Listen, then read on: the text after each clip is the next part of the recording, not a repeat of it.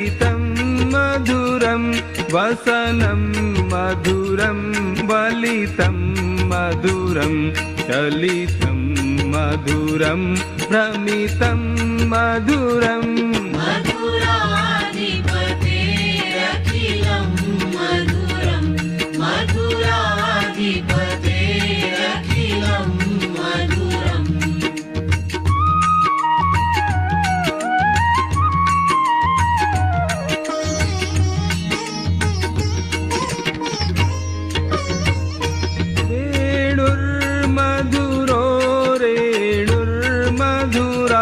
पाणिर्मधुरः पादौ मधुरौ नृत्यं मधुरं सख्यं मधुरम् मधुराधिपतेरखिलं मधुरं मधुराधिपतेरखिलं मधुरम्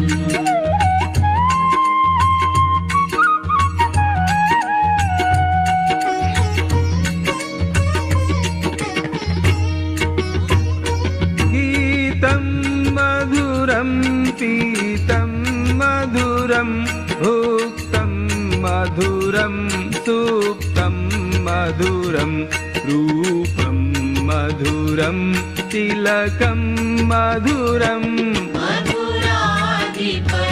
मधुराधिपतेरखिलं मधुरं मधुराधिपतेरखिलं मधुरम्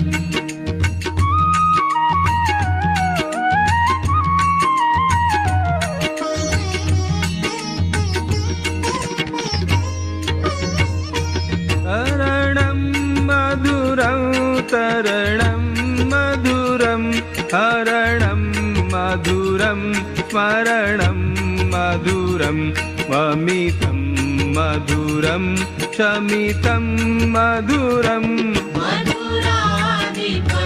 मधुराधिपतेरखिलं मधुरं मधुराधिपतेरखिलं मधुरम्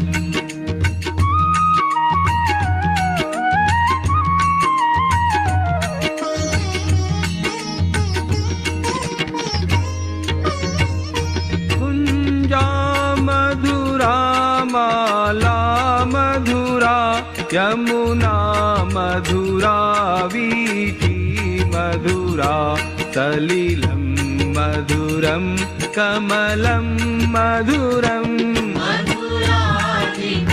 मधुराधिपतेरखिलं मधुरं मधुराधिपतेरखिलं मधुरम्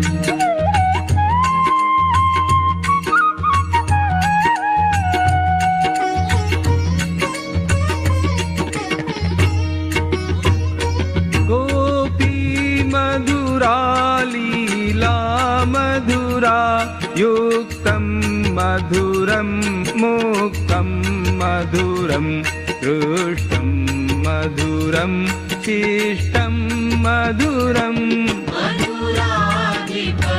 मधुराधिपतेरखिलं मधुरं मधुराधिपतेरखिलं मधुरम्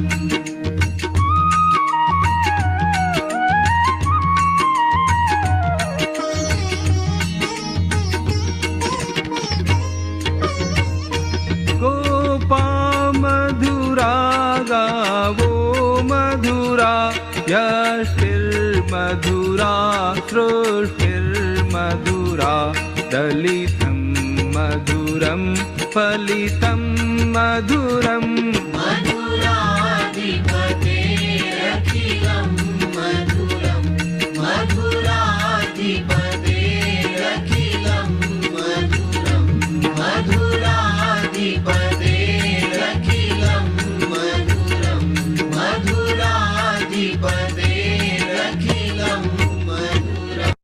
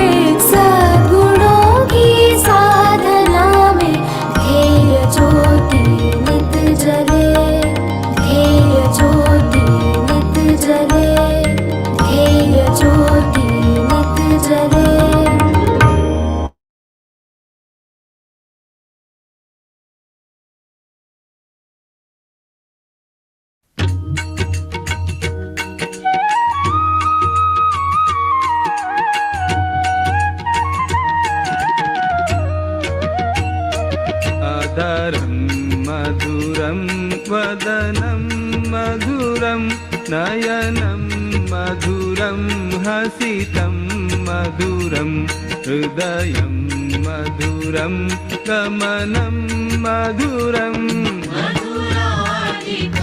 मधुराधिपतेरखिलं मधुरं मधुराधिपतेरखिलं मधुरम्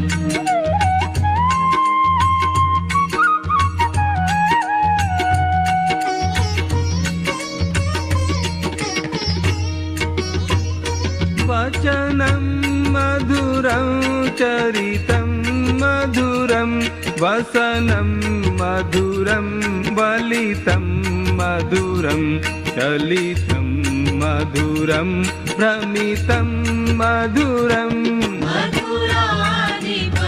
मधुराधिपतेरखिलं मधुरं मधुराधिपतेरखिलं मधुरम्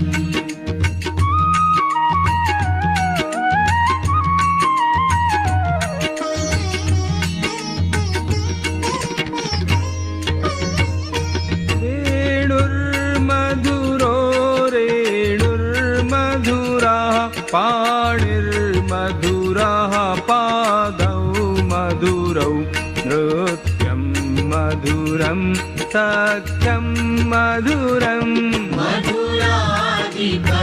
मधुराधिपतेरखिलं मधुरं मधुराधिपतेरखिलं मधुरम्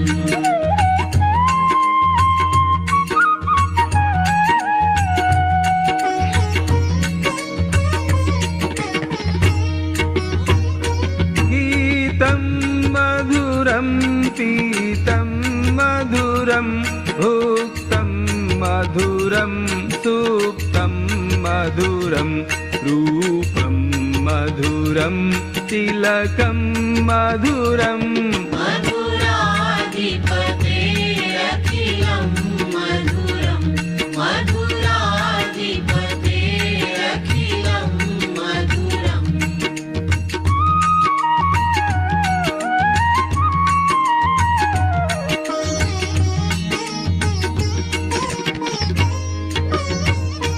तरणं मधुरं तरणं मधुरं हरणं मधुरं स्मरणं मधुरं वमितं मधुरं शमितं मधुरम् मधुराधिपतेरखिलं मधुरं मधुराधिपतेरखिलं मधुरम्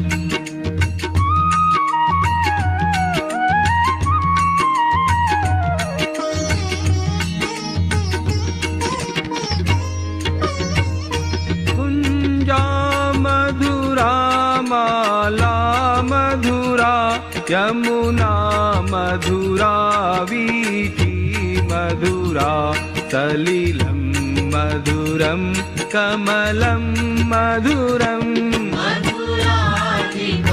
मधुराधिपतेरखिलं मधुरं मधुराधिपतेरखिलं मधुरम्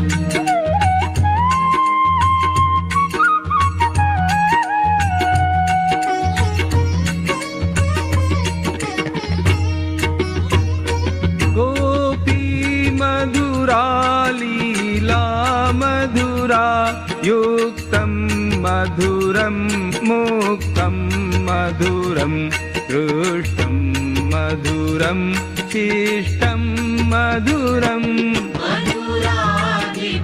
मधुराधिपतेरखिलं मधुरं मधुराधिपतेरखिलं मधुरम्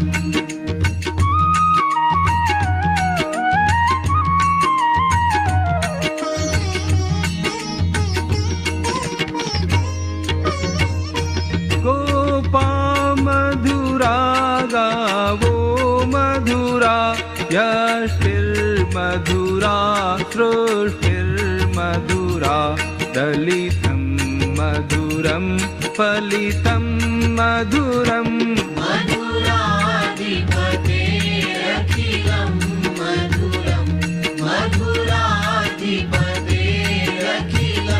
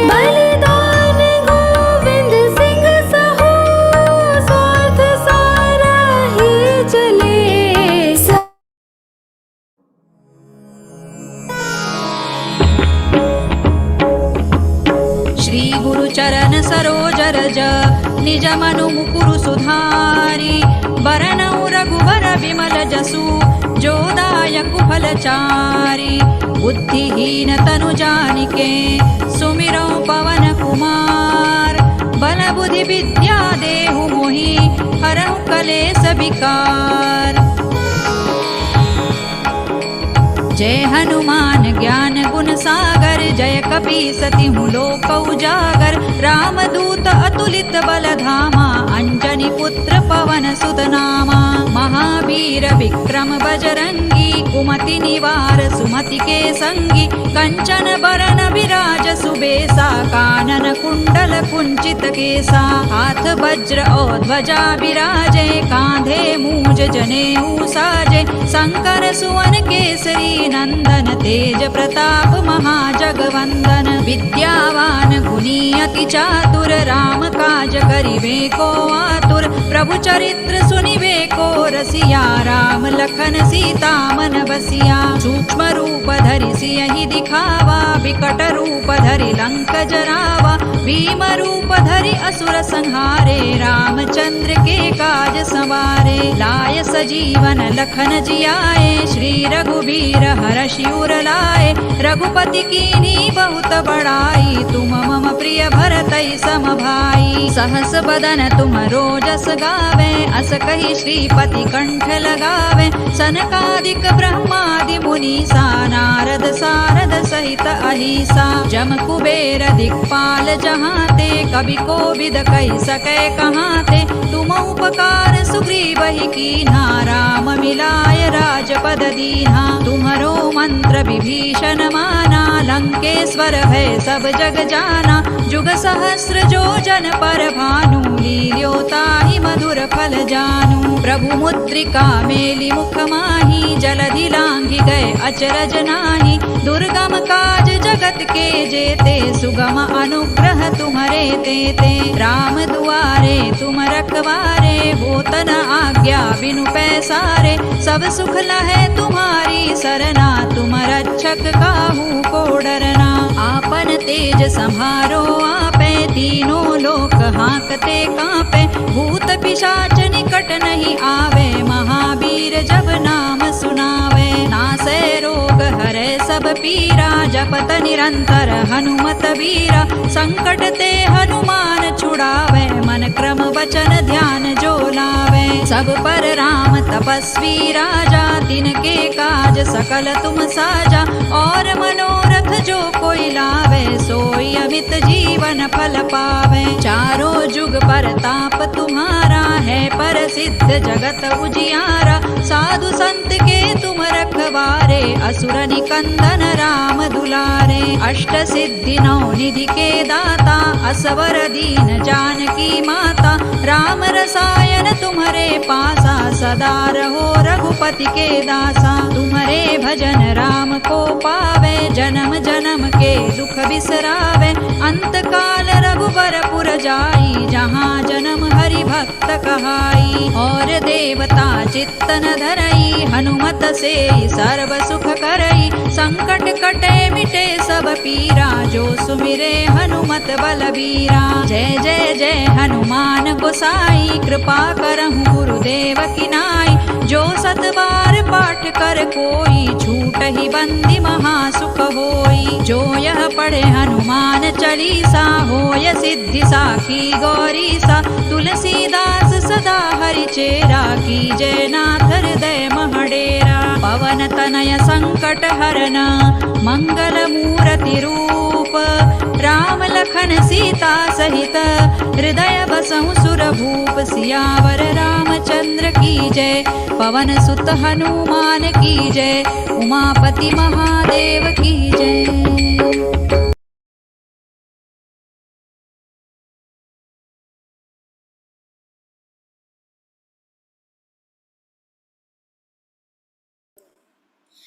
Jai Shri Krishna to all the sadhakas, to every soul now stirring, to every heart beating in sacred synchronicity divine. Each intake of breath transforms into a hallowed offering. Here, devotion's cosmic lotus unfurls its luminous petals, exhaling an external fragrance that permeates the very fabric of existence. Wisdom's gentle current flows like a celestial river of the pure Ananda, quenching the spirit's deepest thirst. But we bowed before the boundless grace of Yogeshwar Bhagavan Shri Krishna, the supreme conductor of the universe's grand symphony, and our guiding star, Param Pujya Swamiji Shri Govinda Dev Giriji Maharaj, whose very aura imbues this gathering with divine brilliance. On behalf of Geeta Pariwar, I, Manasvi Sharma, shining wayfarers on the truth's radiant path, assembled under the auspices of the last part of the 13th chapter of Śrīmad-Bhagavadgītā. May this moment be a timeless inhale within the infinite sanctum, a sacred pause in the magnificent opera of your earthly lives. Let us begin by weaving our intentions into a cosmic hymn for universal well-being, a fervent longing for the peace to ripple through every vibration of creation. For this profound offering, we are truly blessed to welcome Ruchi Avasthi Didi from Tanzania, whose voice is a living conduit for devotion. Didi is connected to Geeta Pariwar since July 2023 and now selflessly offers an invaluable service as an intern trainer and a core trainer. Jai Shri Krishna Didi. Jai Shri Krishna Didi. Vasudeva Devam Kamsa Chanūramardhanam Devaki Paramanandam Krishnam Vande Jagadgurum Shri Krishnam Vande Jagadgurum. Jai Shri Krishna.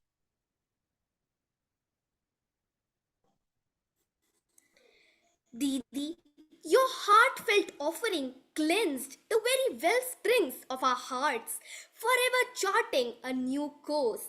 This moment of grace binds us eternally. Thank you very much, Didi. Next, we approach the deep Prajwalan, the ignition of the sacred flame. In the timeless tradition of Sanatan Sanskriti, the Deepak is far more than a simple flicker. It's a profound emblem, a whisper from eternity, embodying luminous inspiration. Its gentle dance serves as a potent reminder. Just as brilliance banishes the deepest gloom, the flame of wisdom and goodwill can disperse the shadows of ignorance and negativity dwelling within us. For this deeply symbolic act, we respectfully invite Malabika Padhi Didi from Odisha. Since joining Geeta Pariwar in August 2020, Didi has poured her fervent dedication into her invaluable services as a core trainer and a technical assistant. Didi, with your tender touch, please awaken this auspicious Deepak before Bhagavan. May its divine glow inundate us with his of steadfast zeal and spiritual Krishna Didi. निषिद्धैरप्येभिर्लुलितमकरन्दो मधुकरैः करैरिन्दोरन्तश्छुरित इव सम्भिन्नमुकुलः विधत्तां सिद्धिन्नो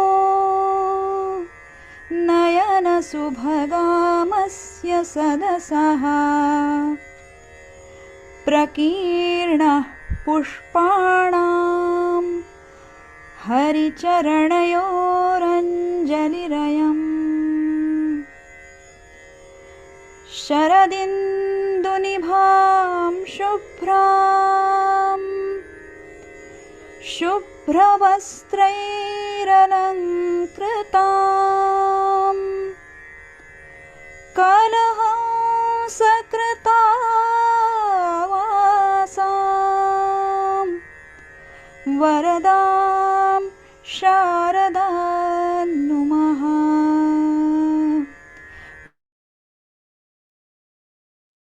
Thank you so much, Didi, for your enlightening the lamp. Thank you so much.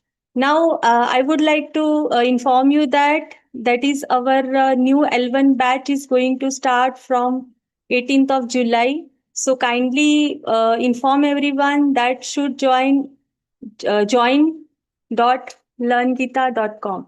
So they can join this divine path also. And one more important announcement is there.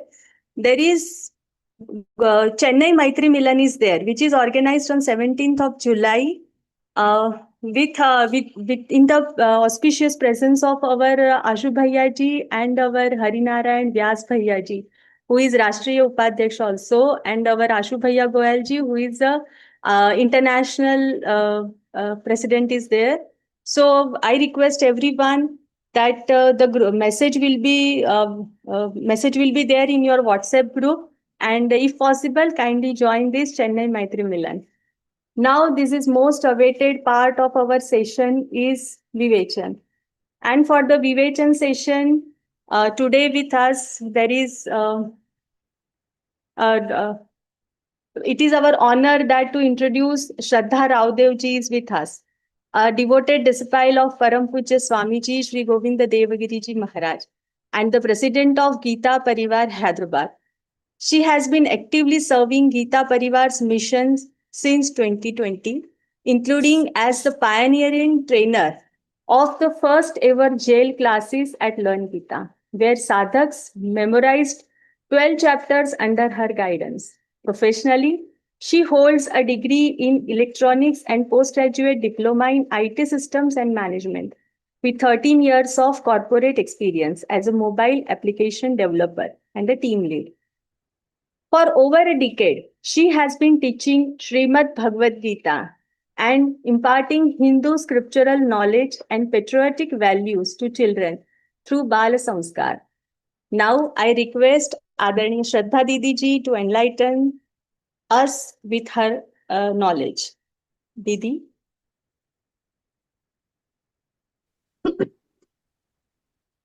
Gurur Brahma, Gurur Vishnu, Gurur Devo Maheshwaraha, Guru Sakshat Parabrahma, Tasmai Shri Gurave Namaha.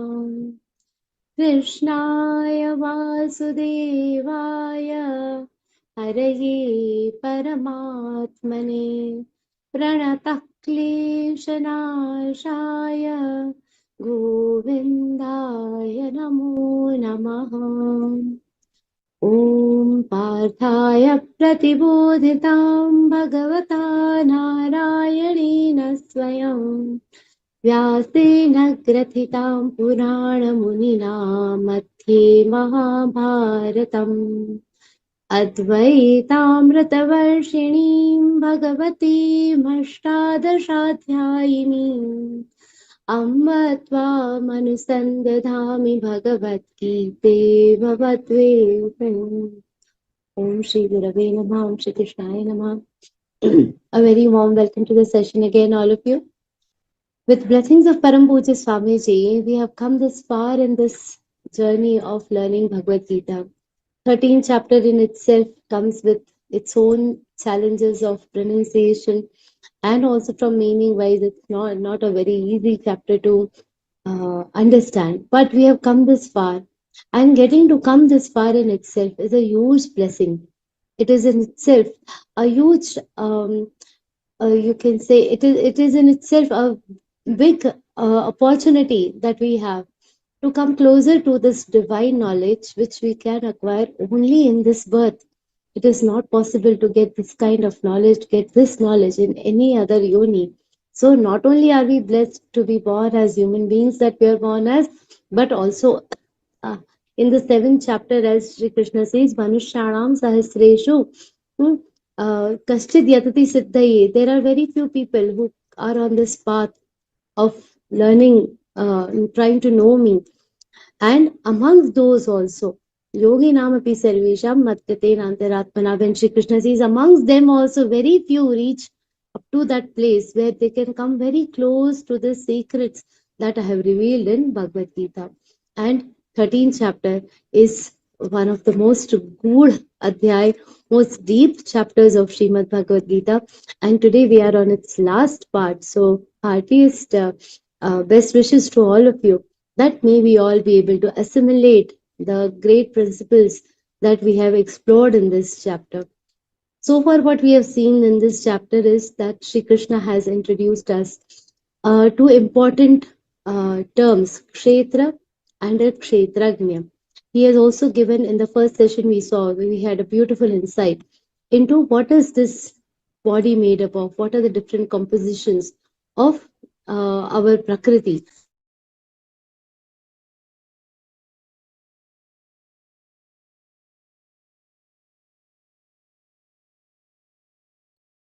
We have seen that what are the different compositions, what are the different things that we are made up of, what is this kshetra made up of.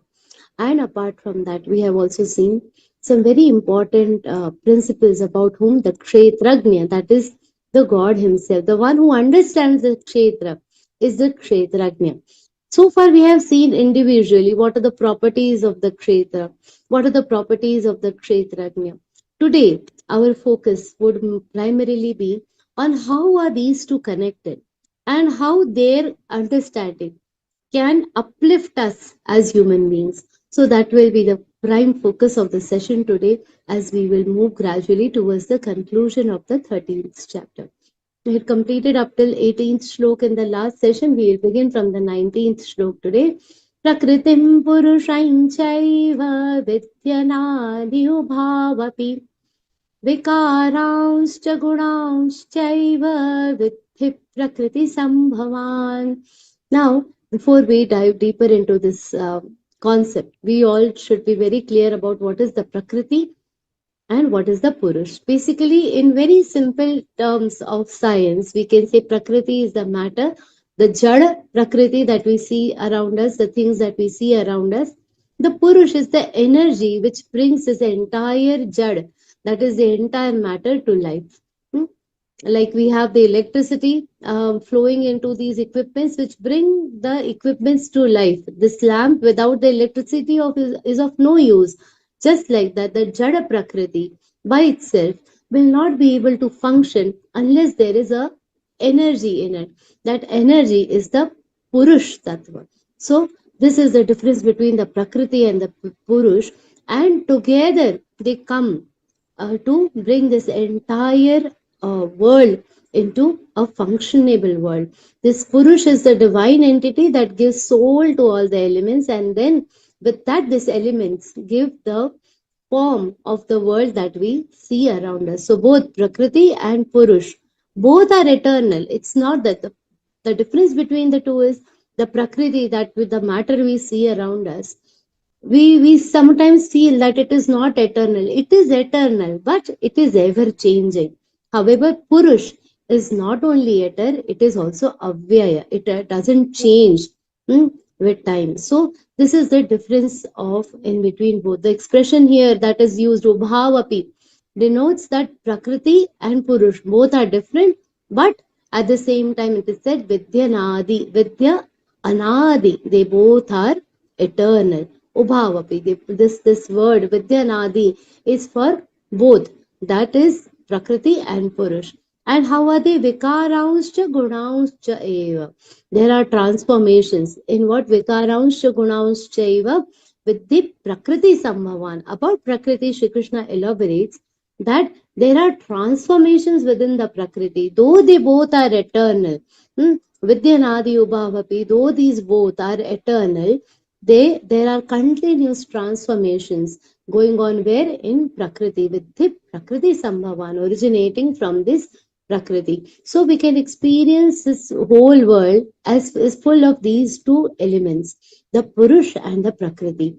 And with the combined effort of both, the entire whatever is happening in this universe is happening due to the combined effort of both Prakriti and Purush. But understand that Prakriti is how it is Trigunatmaka. Trigunatmaka means it is consisting of three gunas. We all already are aware of it: the Rajogun, Sattvagun, Rajogun, and the Tamogun.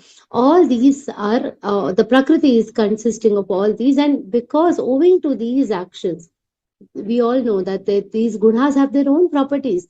Sattva gun drives us where towards knowledge. Where does Rajogun drive us? It drives us towards action. The Tamo guna drives us where it drives us towards inaction.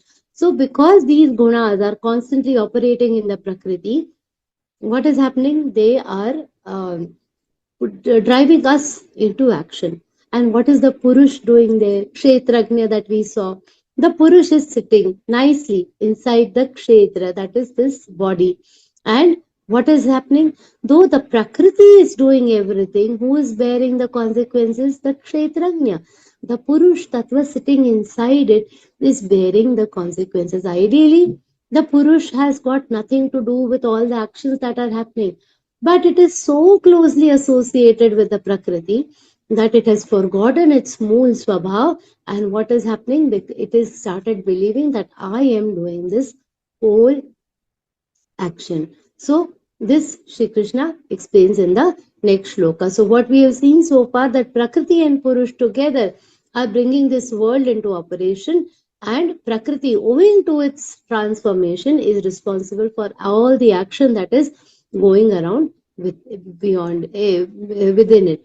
But what is happening to the Purush? The Purush has started feeling that I am the doer. And what Shri Krishna says in this context, Karya Karana Kartrutve Hetu Prakriti Ruchyate Purusha Sukha Dukkhanam Bhoktrutve Hetu Ruchyate. Understand this, very important. Here what Shri Krishna is saying, Karya Karana Kartrutve, in the effect for cause. Karya Karana means what? The effect and the cause. Because of certain things, because of certain cause, something is happening. Who is responsible for this?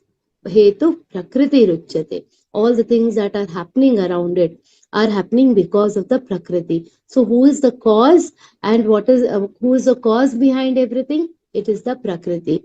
But what is happening? Purusha Sukha Dukkhanam Bhoktrutve Hetu Ruchyate.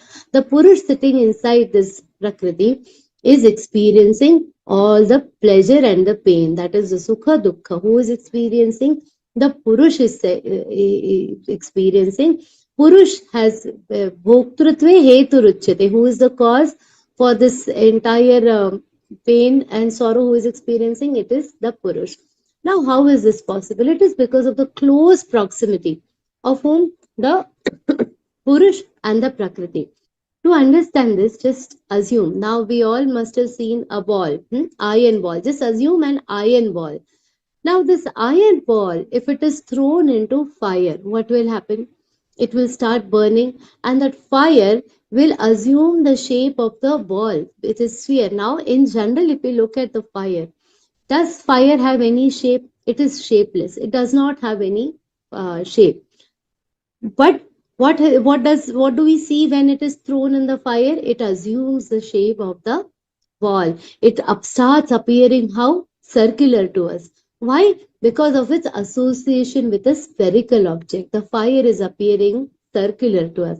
Just like that, the Purush Tattva, it has no form. It is away. Its properties are very distinct from the Prakriti. But because it is very closely associated with the Prakriti, with the nature, what is happening? It is appearing as if it is a part of the Prakriti. The Purusha is within this body. But what is happening? Because of the close proximity it is having with the body, we have started believing that this body itself is the Purush Tattva, that is me.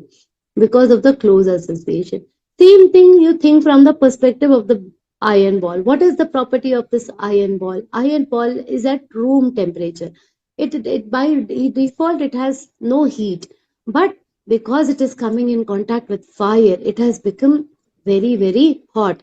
Similarly, the Purush, the Prakriti, because it has the Purush Tattva inside it, it has got that Chaitanya, it has got that illuminescence, it has got that brightness, like how this iron ball is getting from the fire. So that is how they are so closely related to each other that they assume each other's form. And what happens? Purusha Sukha Dukkhanam Bhoktrutve Heturuchyate. It starts appearing as if what? They both are one. They get so closely together, associated with each other, and the Purush starts experiencing what? The sorrow, and the sorrow or the pain, or also the happiness because of the activities that are happening around it. Now, what is the effect of this association? We saw that because they're so closely associated with each other, what is happening? We feel that they are one, they are behaving, they have assumed each other's forms. So, what is the effect of all this thing? Purusha Prakritistho hi bhungte Prakritishan gunan karanam guna sangosya sadasatyo nijanmasu. We have to think of the effect it has on the Purush, because Prakriti is independently working, it is working under the influence of the gunas. We are the Kshetrajna. We have seen in this chapter itself, Shri Krishna says, Kshetrajna Mam Vidhi. You assume that I am the Kshetrajna. That's when Shri Krishna is saying. He is saying, I am also present in everyone. I am present in each object around us. We have seen in the first session itself that Kshetrajna is present in each one of us. So what is the impact this close association with the Prakriti having on this Purush, on this Purush, on the Kshetrajna which is seated inside the Prakriti?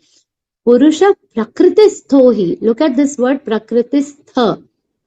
What is the meaning of this tha? Whenever you add a word, letter, combination tha at the end of some word, it means it is situated there or it is present there. When we say what we do with the shlokas, your teachers must be training you to do what? Kanthastha karo. What we say, kanthastha means what? Put those shloka in your kanthastha. They are situated in your kantha, means in your throat. So whenever you want to chant, automatically they will you will be able to chant them. So stha means stationed there. Where is this Purush station? Purusha Prakritisthohi. It is situated or it is seated in the Prakriti. And what is happening? Bhunte Prakriti Jan Gunan. What it is having? It is nicely enjoying. Enjoying what? The qualities which are born out of Prakriti. Which are those, the Sattva Guni activities, the Rajo Guni activities, it is Tamo Guni activities, it is enjoying. All these are born from where? Prakriti Jan Gunan. Prakriti Jan means what? Born out of this Prakriti. So out of this Prakriti, whatever gunas are happening and whatever is happening around that, it is nicely enjoying. Karanam Guna Sangosya. Who is the cause behind all these things? The Sangha, that is the attachment that is there with the gunas. We are doing activities in the whole day. Somebody is going to the office, somebody is doing other activities. We are doing all these activities why? Owing to our attachment to the guna. Somebody's taken sannyas and gone somewhere. All these activities which are happening, karanam guna sangha, because of our association with the three different types of gunas, all these activities are happening. And as a result of that, what is happening? Sat asat. Sat asat yoni janmasu. Now what happens? Because of these activities that we are doing around us, there are different types of outcomes. There are positive outcomes, there are negative outcomes. As a result of positive outcomes, we will be born into good yonis. See, we all are sitting and learning Bhagavad-Gītā. Why? Because we have done some very good deeds in the past. And because of our good deeds of the past, we have got this opportunity to learn Bhagavad-Gītā in our lives. So, we have come into a Sat Yoni. Some people might have done some sins, might have resulted in some different species which are not able to take care of themselves. Asat Yoni. So, Sat Asat Yoni Janmasu. Yonishu Janmasu. So, they get birth in good or the evil species or in the evil wombs. And based on our association with the gunas, our actions are going to happen, and good or bad outcomes are going to happen, based on which we will be stuck in this life and death cycle.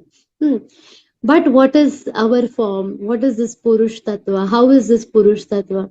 Basically, it has got no relationship with this Prakriti. It has just come here. It is like this electricity which is entered into the lamp, and it is supposed to give light. The same electricity entering into AC, it will make the whole environment cool. It is just there to do what? To give life to the Prakriti, to give energy to this Prakriti. But what happens? Just like that iron ball, this, because of the close association, the Purush has forgotten the light that it has within us. The Purush Tattva. How is the form of this Purush Tattva? Chidananda Rupam Shivoham Shivoham. This Purush Tattva is independent. It is the Chidananda Surup. It is a form of this Parampita Paramatma. But what happens? Because it is closely associated with Prakriti, it has started experiencing the pain and the pleasure that is there in this Prakriti. It is like, just imagine, there are two kingdoms, and there is this mighty king, who these two kingdoms go on a war, and a very mighty king has been captured by the enemy king.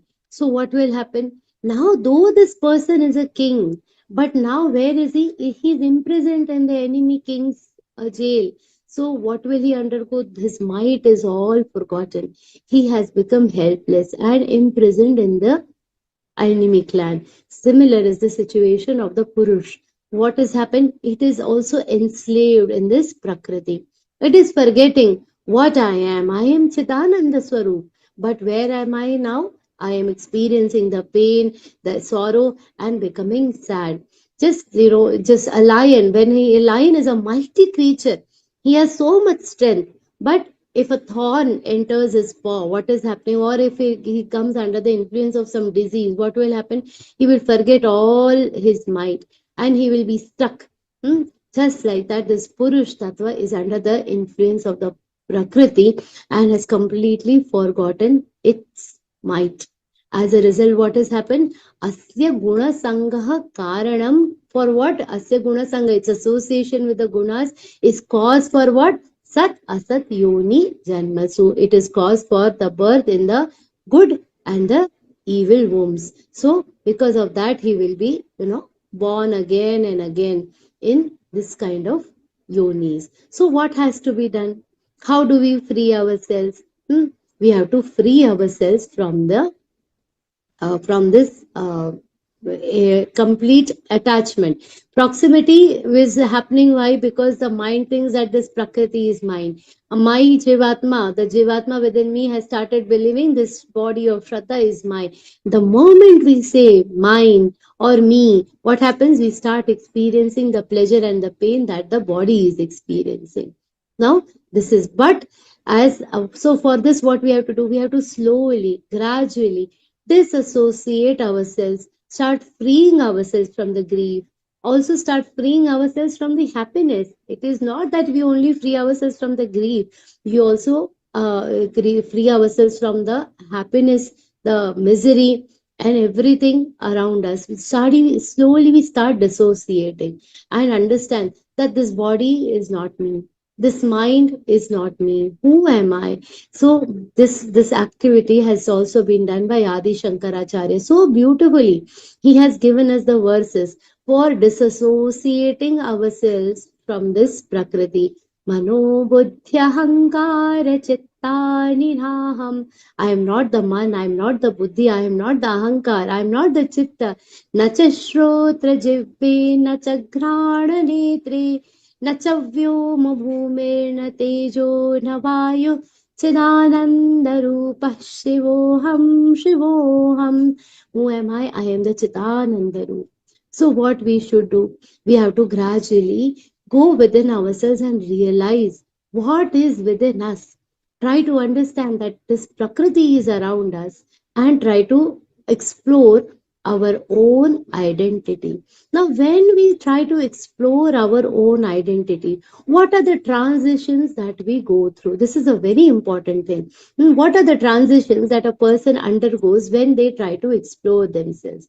Upadrashtanumanta cha bharta bhokta maheshwarah परमात्मेति चाप्युक्तो देहेऽस्मिन् पुरुषः परः देहे अस्मिन् पुरुषः परः.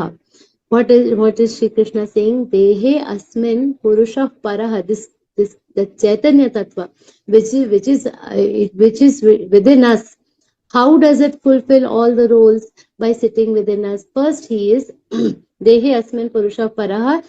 In this deha, in this body, what are the different things that this Purusha is doing? First, he is the upadrashta.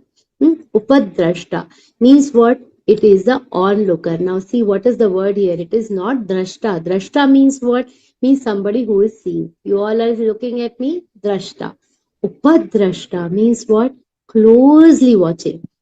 So we have CCTV cameras in our homes, right? Homes, shops, businesses. We watch around us. Acha, CCTV hai, so don't do any misdeeds.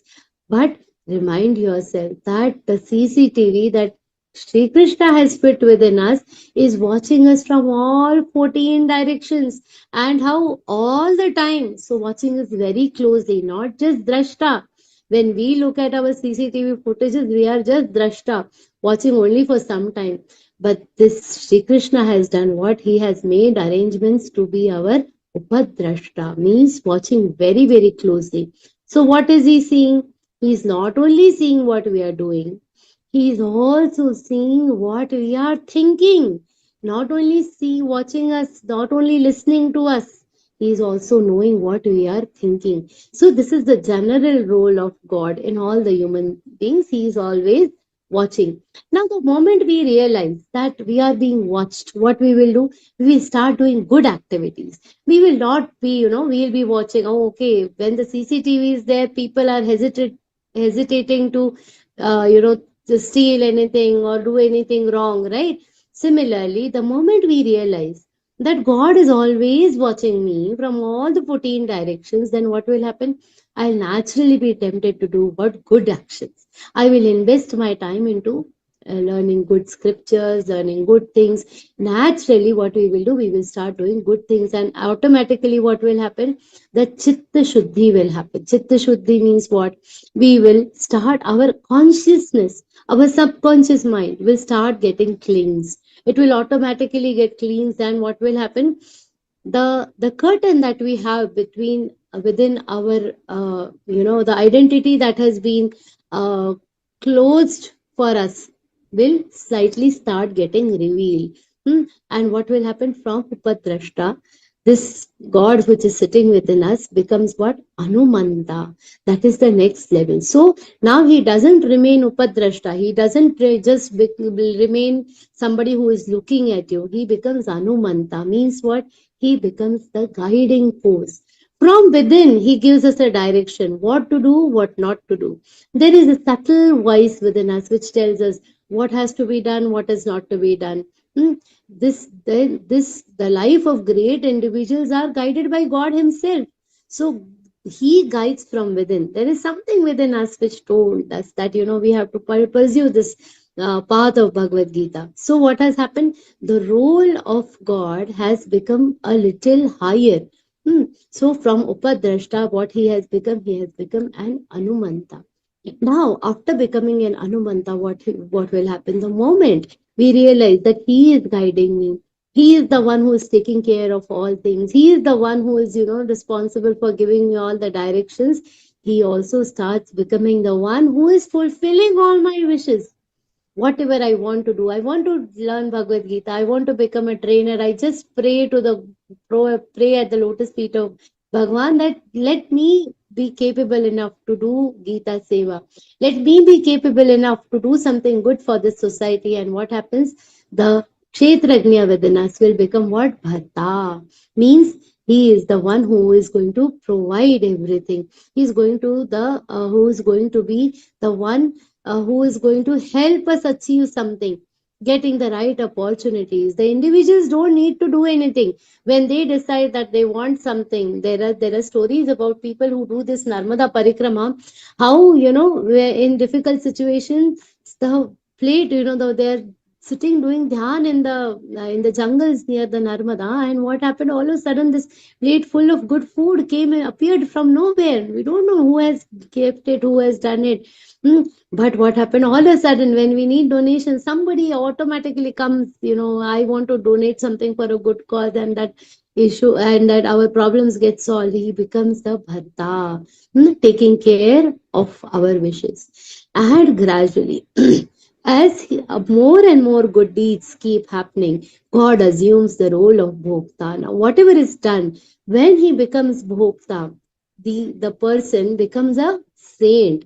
He actually, without doing anything, what is happening? Whatever is being done, it is being consumed by whom? The God himself, because what they feel, I am not the doer, so I am not going to consume the results of this entire action. So it is if we give food to such a saint, it is as if offering the food to Shri Krishna. Whenever they talk, when our Swamiji talks, the Bhagavad Vani, it becomes like the Vani of God itself. So this, when the role of the Kshetrajna is increased, what happens? He assumes the role, a greater role. He becomes like a saint, and gradually they attain actual godhood. We can say they become very close to God. The last stage is Maheshwara. So these are the different stages. What is Maheshwara? Whatever is this decided by these people, completion of those tasks becomes the responsibility of whom? It becomes the responsibility of the God himself. उन्होंने बोल दिया तो होना है. Who will take care of accomplishing it? The God himself will take the responsibility of accomplishing him. These are the different stages, from Upadrashta to Anumanta, from Anumanta to Bharta, then Bhokta and Maheshwara. These are the stages in which our Kshetrajna, the more closer we try to understand God, the closer we try to get to the Kshetrajna within us. This is how the transition happens within us. And the one who understands all this, what will happen to the one who understands all this? For them, there is for them, what is the reward? That Shri Krishna explains that in the next shloka. Ya evam veti purusham prakritim cha gunai saha sarvatha vartamanopi nasabhuyo vijayate. So what Shri Krishna is saying, that Arjun, one must understand these things. What are those things? Sa ya evam veti purusham, that who is the Purush, and Prakriti, what is the Prakriti, along with his gunas, the one who understands all these. They understand Sarvatha Vartamanopi, the one who understands Prakriti, Purush, the relation between them, the gunas of the Prakritis, or the one who understands all this. Nascha bhuyo vijayate. Abhijayate means no need, born. Abhijayate is being born. Born again and again, because we are set in this cycle of life and death. The person who understands this Prakriti, Purush, the three gunas, the relationship between the gunas and the Prakriti, Purush, they will not have to take rebirth. So how do we understand this? What is this entire problem statement? Let's understand again. What is the problem statement? That the Prakriti and the Purush are very closely entangled with each other. We are not able to separate them. And though we are understanding that Purush and Prakriti, these are, closely associated with each other, all these things we are understanding. But how to understand in detail? What are we actually trying to understand? Swamiji has explained this very beautifully. It's like, just assume that at your home, there is uncooked rice and uncooked dal. These grains are totally different types. Suppose I decide that I have to make khichdi, and now I mix all the dal available in my house with all the rice available in the house. Both are completely mixed up. All of a sudden I realize, oh no, I can't make khichdi today. I have to cook them separately and create two separate dishes out of it. And there is no way I can buy this new set of dal and rice. What I have to sit and do? I have to separate the grains. Now all these grains are mixed up. What I have to do? One by one, I have to separate the grains. Separate the grains of the dal from the grains of the rice uncooked. How difficult that task is. Like that, Prakriti and Purusha are completely mixed up. Very, very badly mixed up. Now we have to do the task of what? Separating the Purush and separating the Prakriti and its gunas from this mixed up dal rice. Now uncooked dal rice. Yeah, it is just like separating these grains. We have to start and separate this Prakriti and Purush.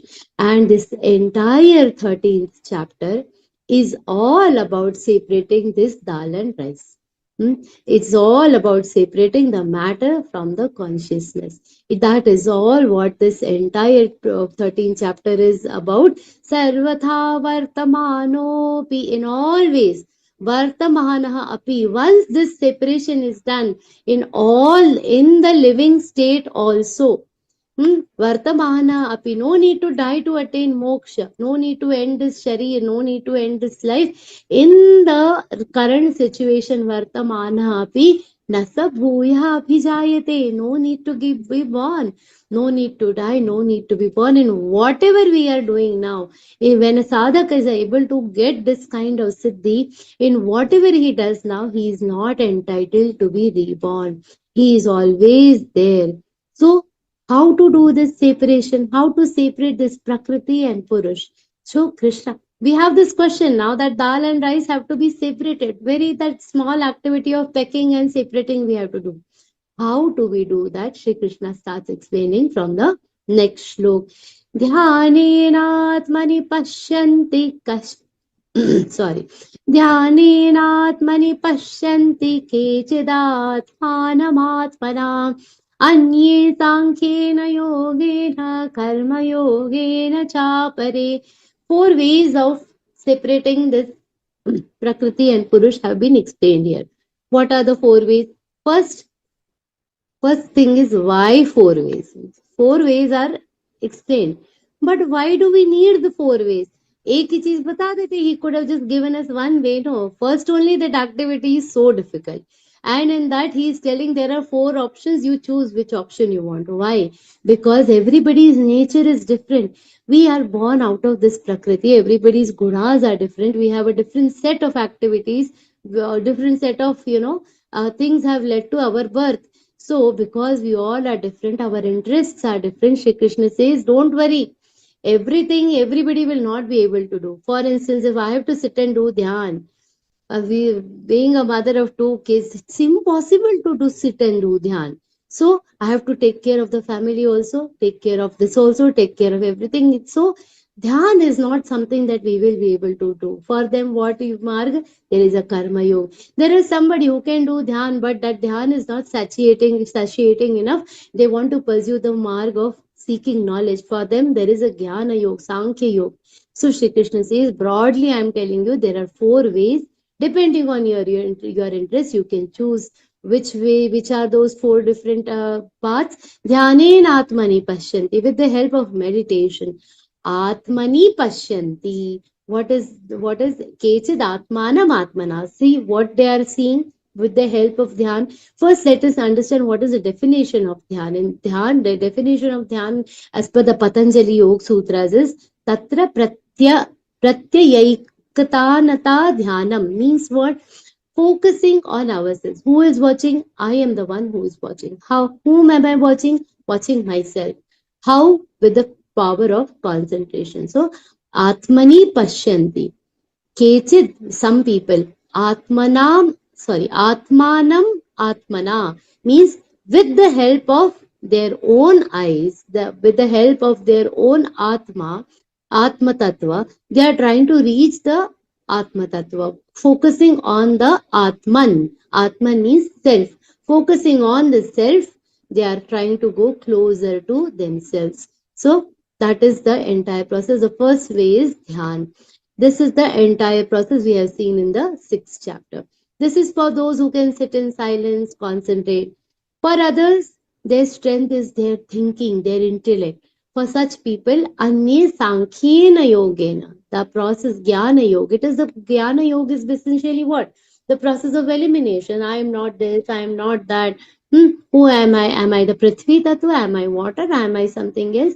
A devotee who follows this path of seeking the knowledge will start, understanding himself, will start discriminating himself from the Prakriti, and he will start going closer to the reality. He will start going closer to the real from the unreal. He will isolate himself by the means of knowledge. So, Bhagwan Buddha, we all know about him. He is the Dhyana Yogi. He has walked on this path and managed to clear the Prakriti and Purusha by the means of what? Dhyana Yoga.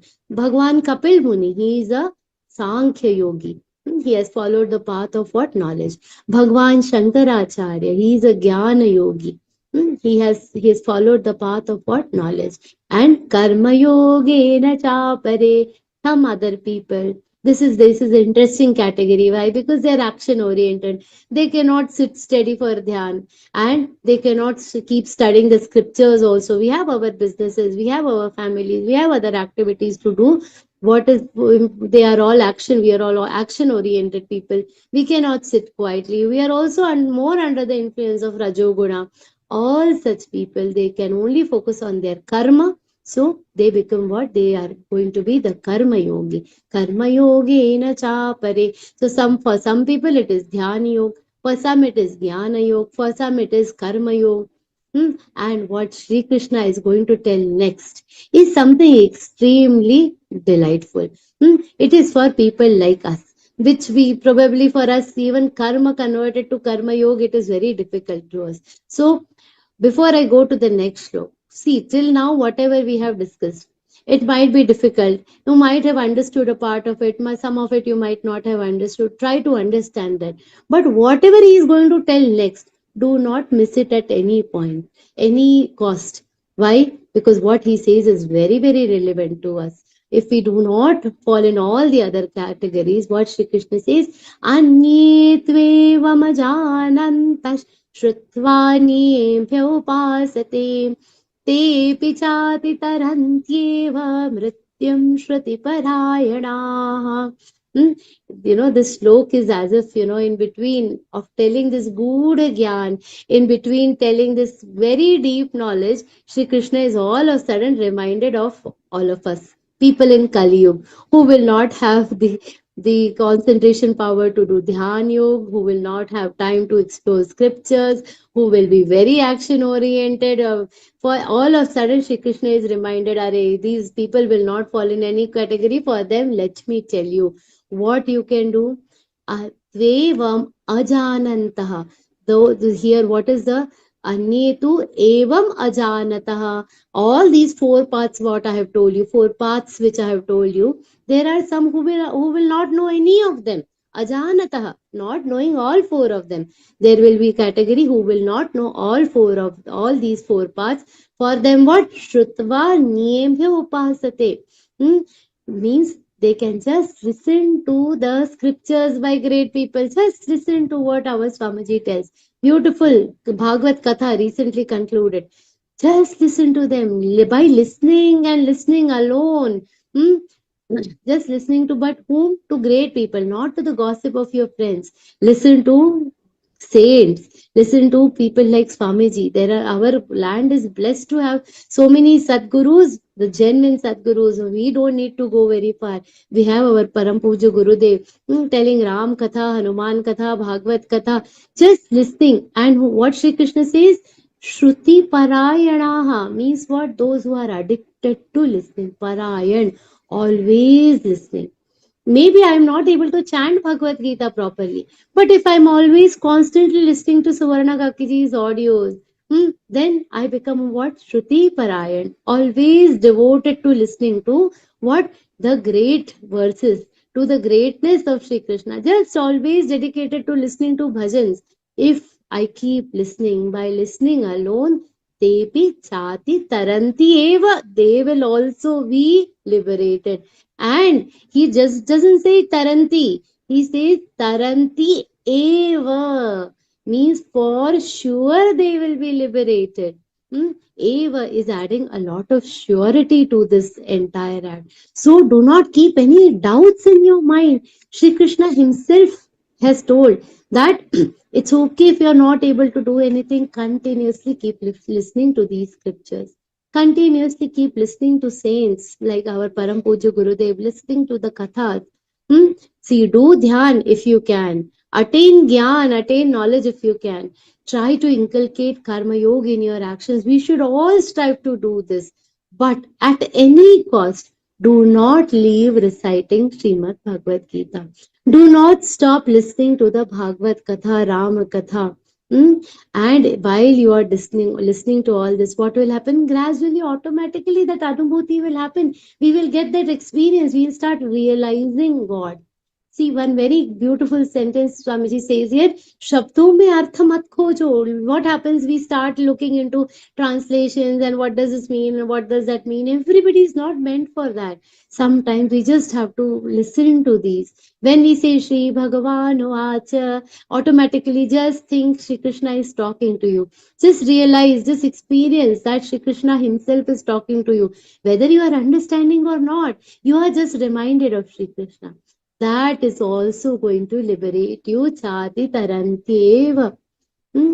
That's so beautiful. Such beautiful assurance Shri Krishna has given here. And he continues, Yavat sainjayate kinchit satvam sthavara jangamam kshetra kshetragya sanyoga tadvidhi bharatarshava.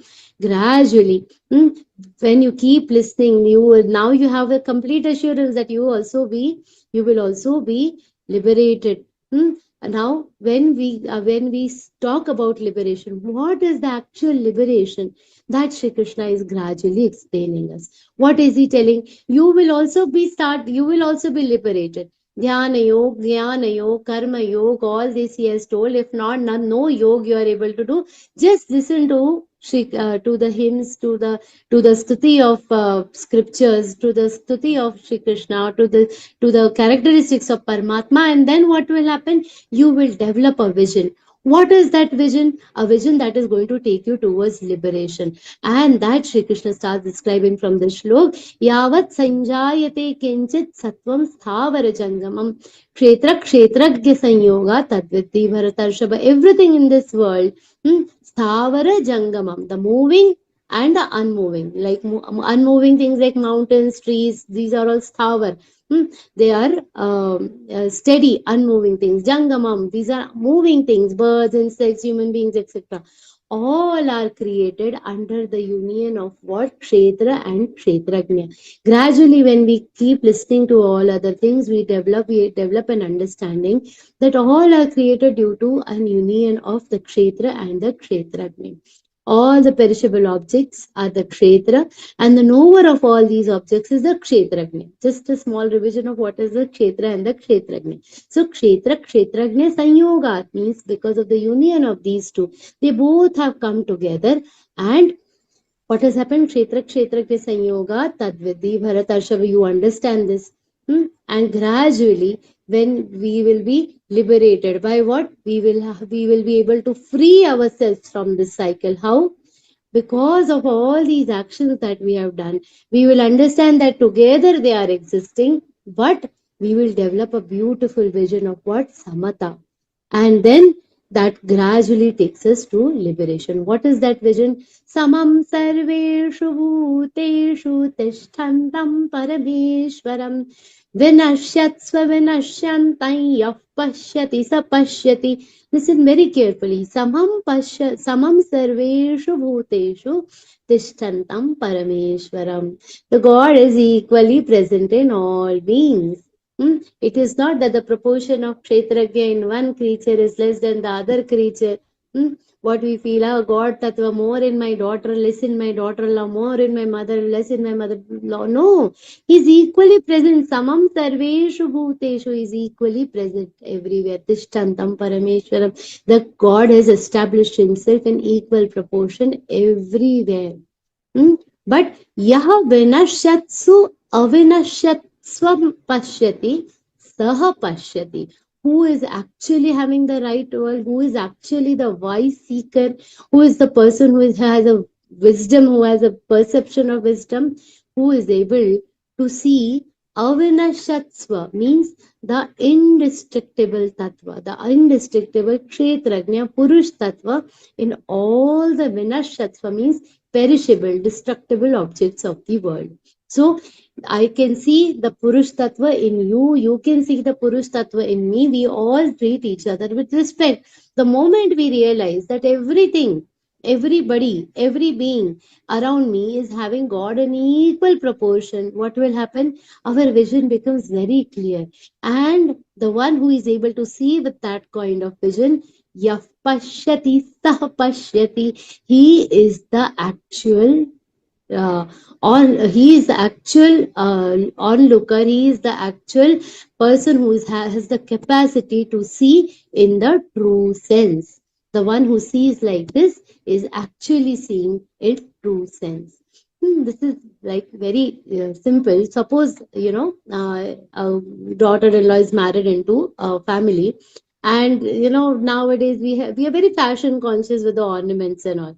If somebody gives, okay, this is hamare puratan, all the age old generation, old design gold ornament, if some daughter-in-law is gifted, what she'll feel, nowadays we don't wear these heavy heavy designs. Mummy, let me just make a new design. So the mother will say, okay, with a heavy heart, theek hai, kar lo, bana lo. Now, when this golden ornament goes to the goldsmith, to the jeweler shop, what he will say?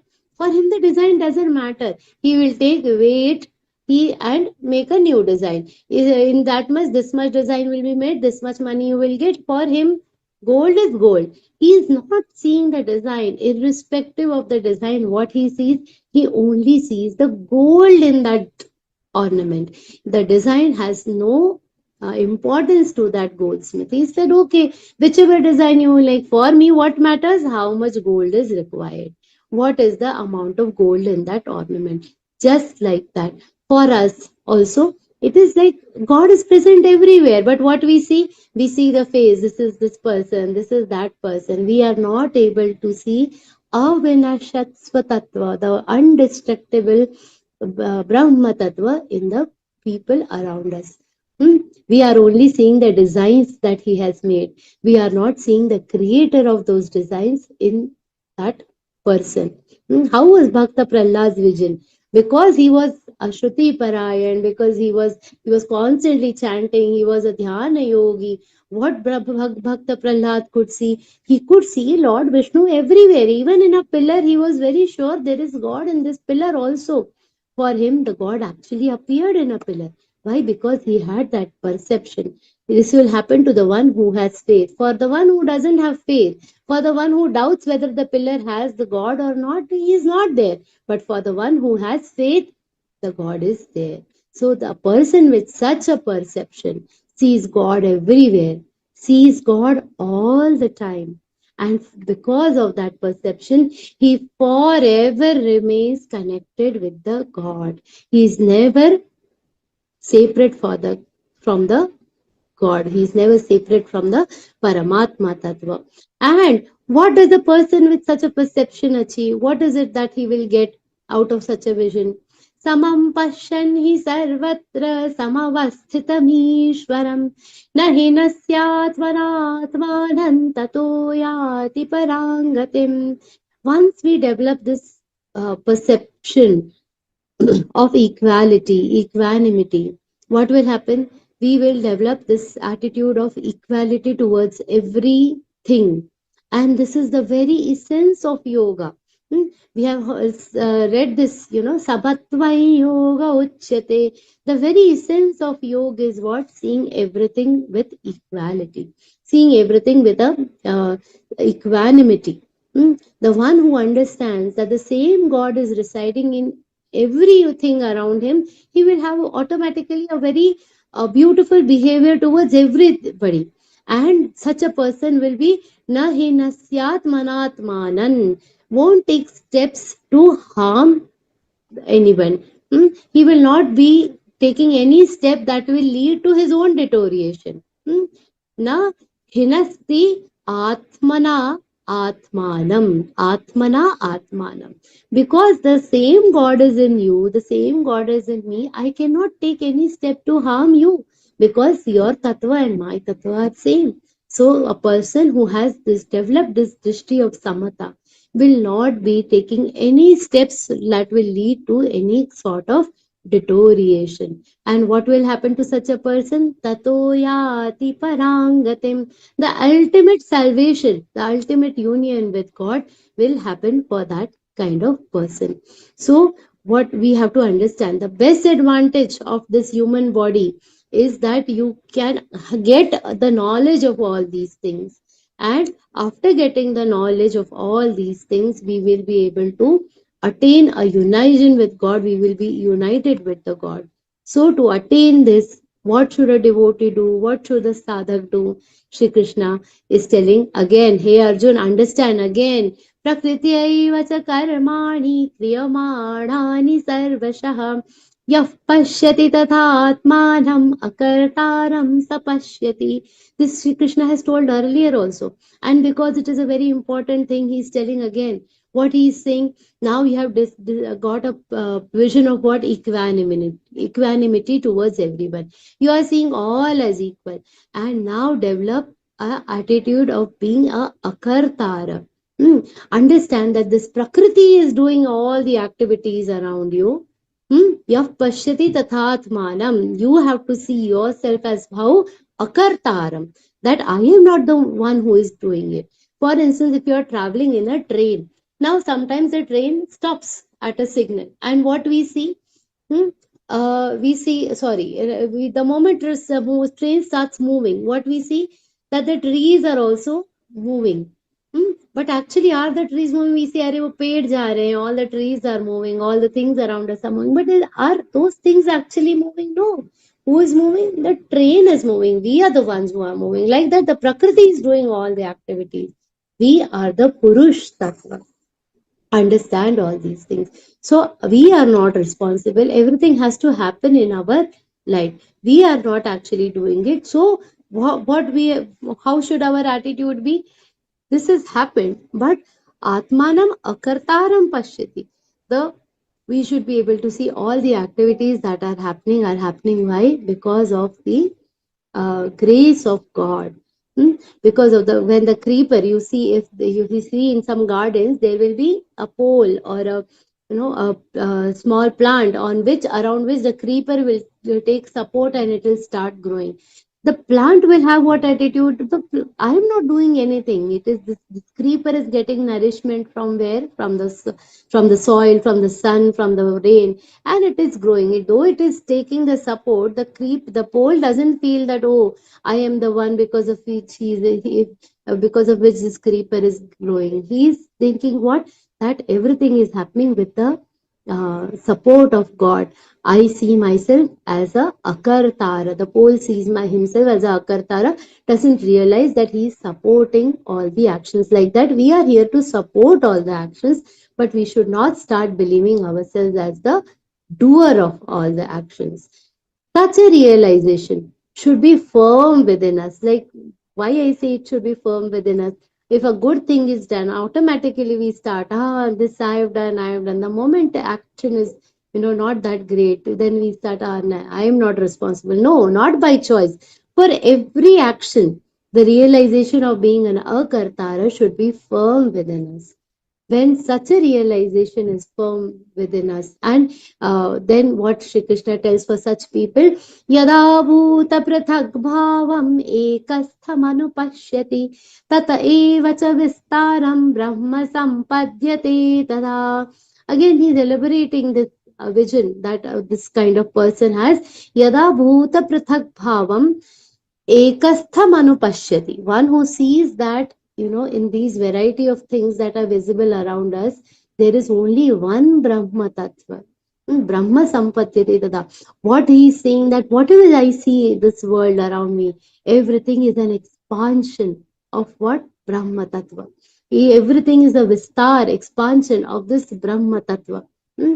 Then we should be able to have that realization very, very firmly within us. Now, this kind of perception is not only spiritual, it is very scientific also. In our scriptures, the Jnaneshwari that has been written around 700 years back now, 750 years back.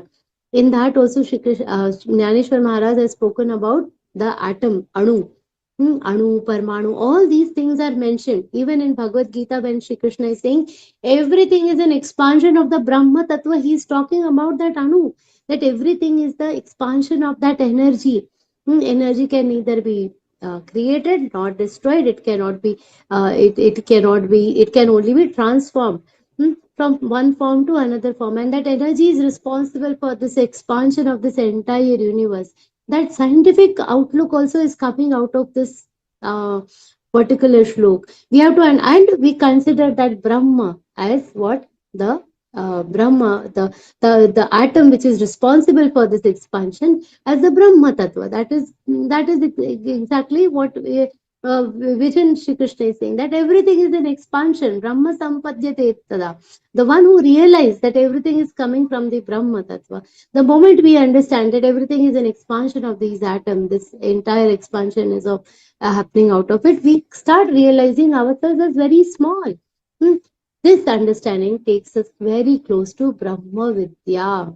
That is why this yoga, this Bhagavad Gita, when we say the Pushpika, what do we say? Brahma Vidyayai Yoga Shastre. The Yoga Shastra that we are trying to understand is a small part of this Brahma Vidya. That this entire universe is an expansion of the Brahma Tattva. So even the modern day science believes the same thing. Our Gita is also telling the same thing. What is the difference between the Gita and our science? We have to understand. And all these things, many thousands of years back, 700 years back, while explaining the shlok itself in Jnaneshwari, the mention of Anu is there. So this knowledge was with our culture, with our saints. From that time, that is how they have explained the Brahma Tattva for everyone. And explaining how is this Brahma Tattva, Shri Krishna explains it further. Anadatva nirgunatvat paramatmayam apyayah sharirasthopi kaunteya nakaroti na lipyate. Anaditva, this tattva is anadi. It has no ends. Avyaya, it is nirguna, means it is not under the influence of these three gunas. Nirgunatvat Paramatma, it is the divine, supreme, divine Paramatma Tattva. And this is Avyaya, it is imperishable. It does not deteriorate with time. And where it is dwelling, what is the address of the Brahma Tattva? Sharirastha. Sometime back we saw Prakritistha, Kanthastha, Sharirastha. Means what? It is dwelling, situated very much in our body. So it is very much present in our body. Nakaroti na lipyate. It is sitting inside this body. It is imperishable. It is the divine form, and it is not getting under the influence of any qualities. It is just sitting there and ensuring that everything is being done. But it is not the actual doer that we have to embed in our minds. It is like, the river is flowing. And when you peep inside the river, the reflection you are able to see. The water keeps flowing like that. The Prakriti is just doing its job. But the reflection is what? It is steady. It doesn't change. With the flowing water, the reflection that is there, it will not be, change. It will not change anything, but the reflection is there. However, based on the quality of water, the reflection's appearance might change a little. The Prakriti, the Purusha Tattva is like that. It is a reflection of the Paramatma Tattva in the Prakriti. Now it is up to this reflection to identify itself and separate itself from the Prakriti. And similar thing, Shri Krishna explains the same concept with some illustrations from examples of his own. What does he say? Yatha sarvagatam saukshmyadakashanopalipyate sarvatravastito dehe tathatmanopalipyate. He is given an example of a sky. Sometimes it rains, sometimes it is lightning, sometimes the sky is clear. All these things are happening in the sky. But does the sky get tainted with all these activities? It does not. Akasha no palipyate. We throw different colors on Holi, Ganpati, on other different festivals. We throw different colors in the air. The sky appears colorful, but does it keep any reflections with it? No. सर्वत्रावस्थितो देहे तथात्मानोपलिप्यते. Just like that, even the atma tattva, it is what? It is seated, it is rooted. Avasthita, it is seated. Sarvatra avasthita, it is seated where? In the deha, in our body. But it is not tainted by the activities done by the body. So tathatmanopalipyate. And everything is happening under the influence what? Or influence of what? Under the influence of the prakash, under the influence of this chidan, under the influence of this um, Atma Tattva, which is what? Chidananda Rupa. It is a part of that Paramatma Tattva. So, Sri Krishna explains the same concept in the next shlok. Yatha prakasha yatyeka kritsnallokamimham ravihi. Kshetrang kshetri tatha kritsnam prakashayati bharata. What is happening? The yatha prakashayatyeka. Just the way the sun is rising and keep all the actions are happening how? Under the influence of the sun. All these actions keep happening. They are going to happen, and all, like we are striving, the different farms are growing, our trees are growing, all the actions are happening under the light of what? Under the light of sun. But the sun remains untainted, unaffected by all these activities. He is just there as a source of illumination. Just like that. Similarly, the kshetra, similarly, the field, the kshetra, our body is illuminated by whom? By the kshetrajna. He is illuminated by the kshetrajna, that is the Paramatma Tattva. So just how the sunlight is the sustaining force for this world, the kshetrajna, the jivatma, is the sustaining force for this body. Without this jivatma within me, the body becomes what? A dead body. It will not be of no use.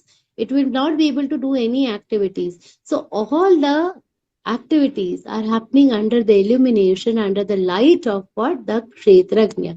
The activities are what? The activities of the kshetra dwell on what? The energy from this Paramatma Tattva, from the activities of the kshetrajna. That thus we should all understand. And the one who is able to see this, how you will be able to see this? With the light of the knowledge which we have got from this chapter. So what Sri Krishna says in that context, kshetra kshetrajnayorevam antarajnana chakshusha bhuta prakriti mokshaincha ye viduryanti te param.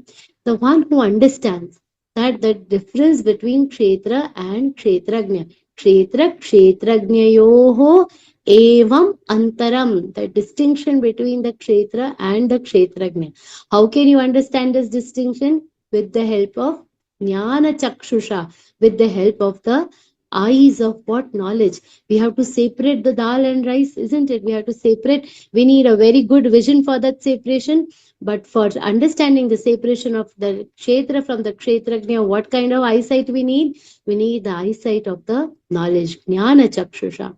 Bhuta prakriti mokshaincha ye viduryanti te param. This entire show of Prakriti, Panchamahabhut, everything in the liberation, all this is going to come from what? The knowledge that we attain from this entire concept of understanding the kshetra and the kshetrajna. So what we have to do to attain the God? We do not need to go very far. We do not need to go run away to the Himalayas, run away here and there, sannyas. Do we need to do ourselves? No. No need to say great things about ourselves. No need to do anything. Only thing what we have to try to understand is the difference between Atma and Anatma. Understand the difference between the Jad and the Chaitanya.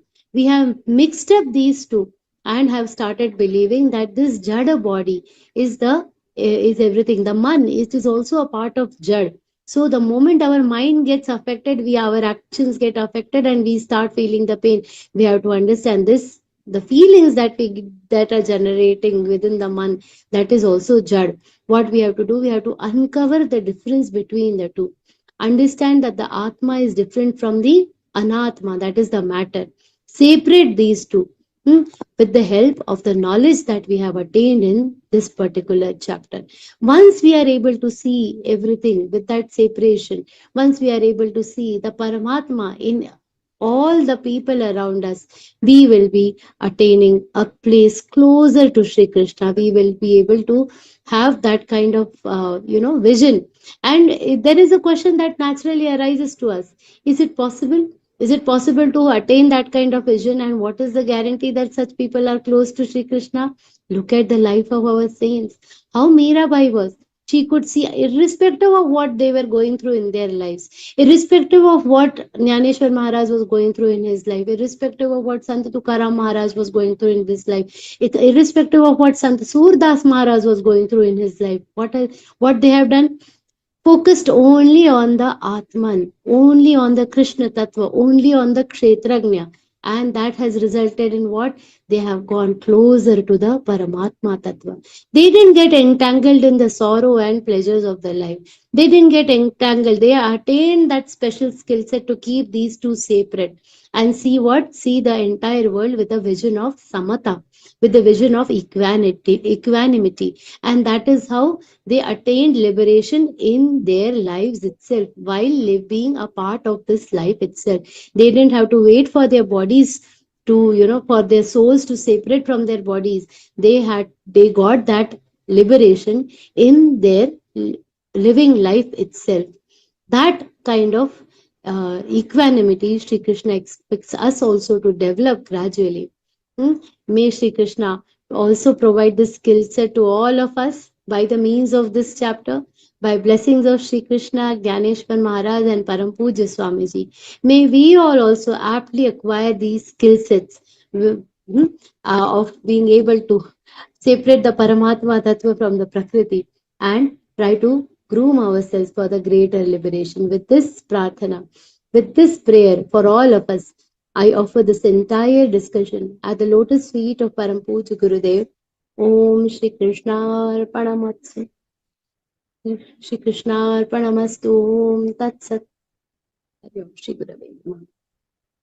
With that, we come to the end of this 13th chapter. Om Tat Sat iti Śrīmad-Bhagavadgītā Supanishatsu Brahma Vidyāyā Yoga Shastre Shri Krishna Arjuna Samvade Kshetra Kshetrajna Vibhaga Yogo Namatrayodashodhyāyah.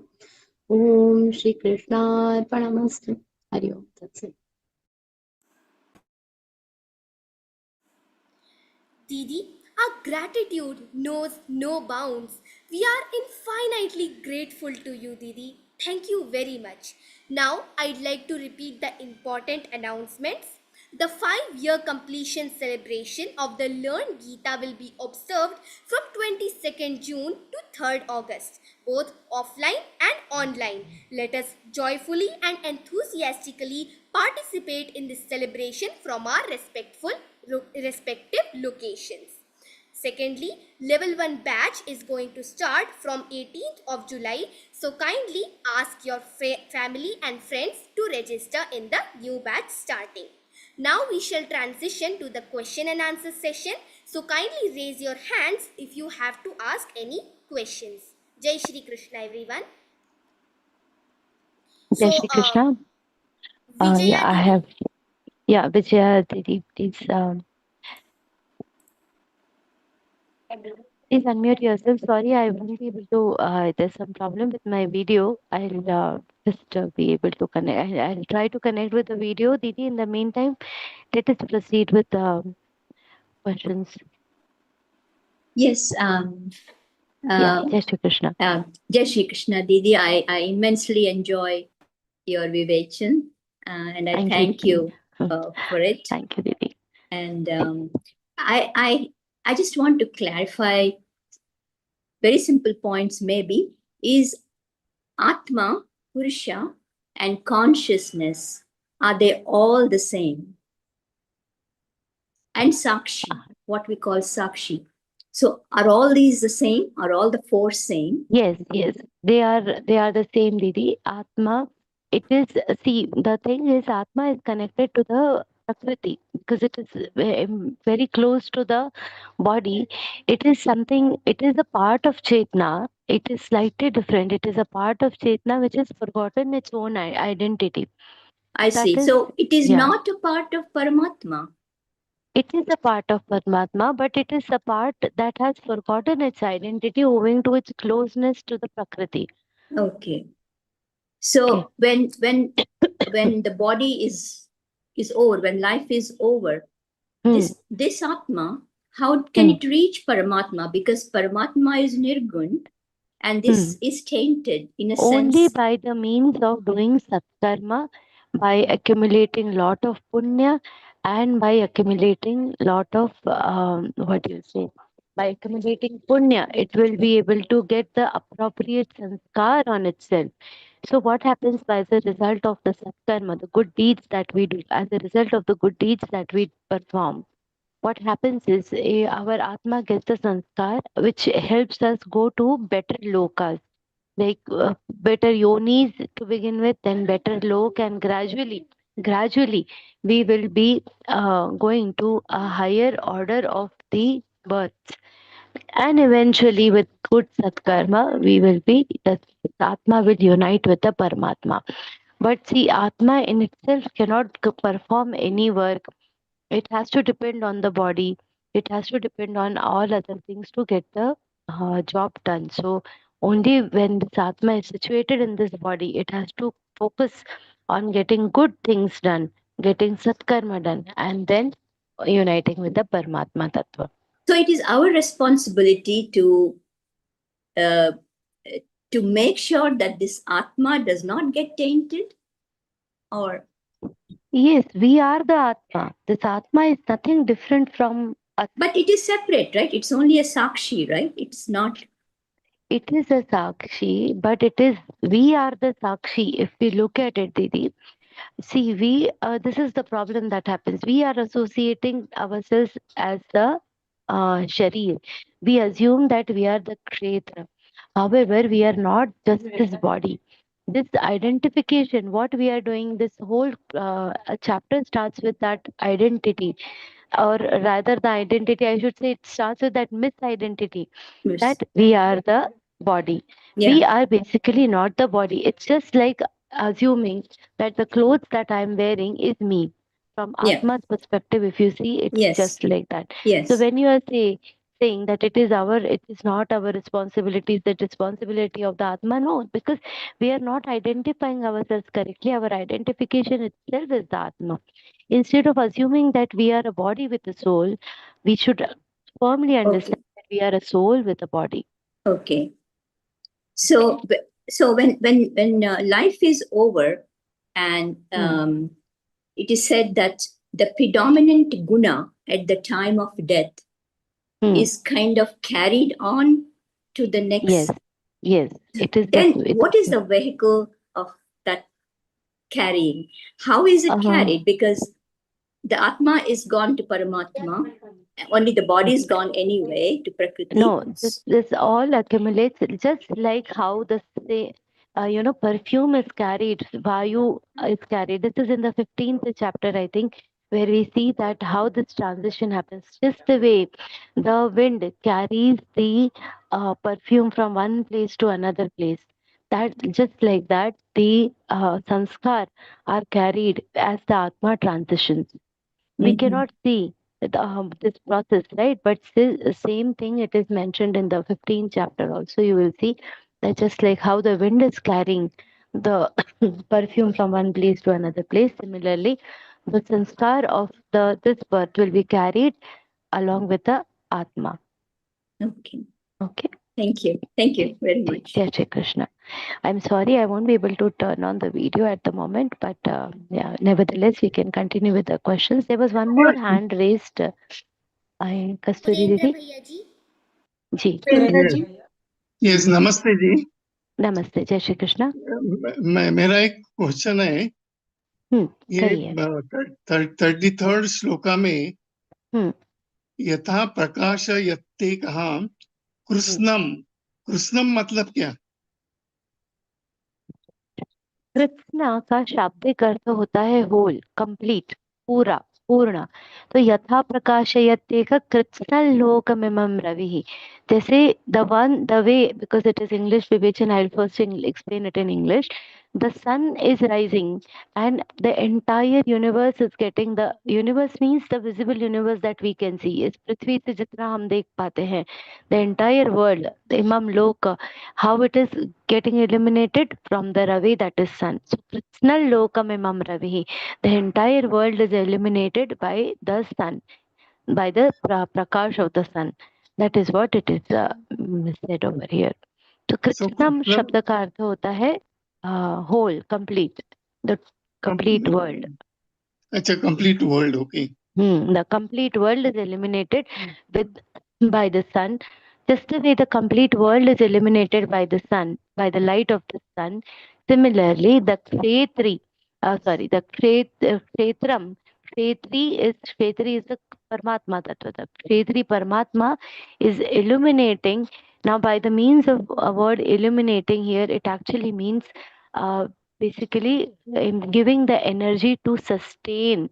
When we say that prakashayate for the sun, basically from the energy of sun, we all are able to sustain. Similarly, with the energy derived from the kshetri, that is the Paramatma, this entire universe is able to sustain. That is the crux of this shlok. So Tejas is different than the Prakash, is it? तेज प्रकाश दोनों एक ही है, इस संदर्भ में भी एक ही है. Okay, okay, okay. But Surya is giving us Prakash and Tejas is giving by Surya Paramatma. also gives us tej. So Prakash is not necessarily tej, but tej जो है, tej is something that gives you energy along with just light. अब जैसे tubelight का जो आता है, that will be only Prakash, but सूरज से जो आता है, from Surya what we get is Yeah, it is full. it is tej come Prakash both. Yeah, Jai Shri Krishna.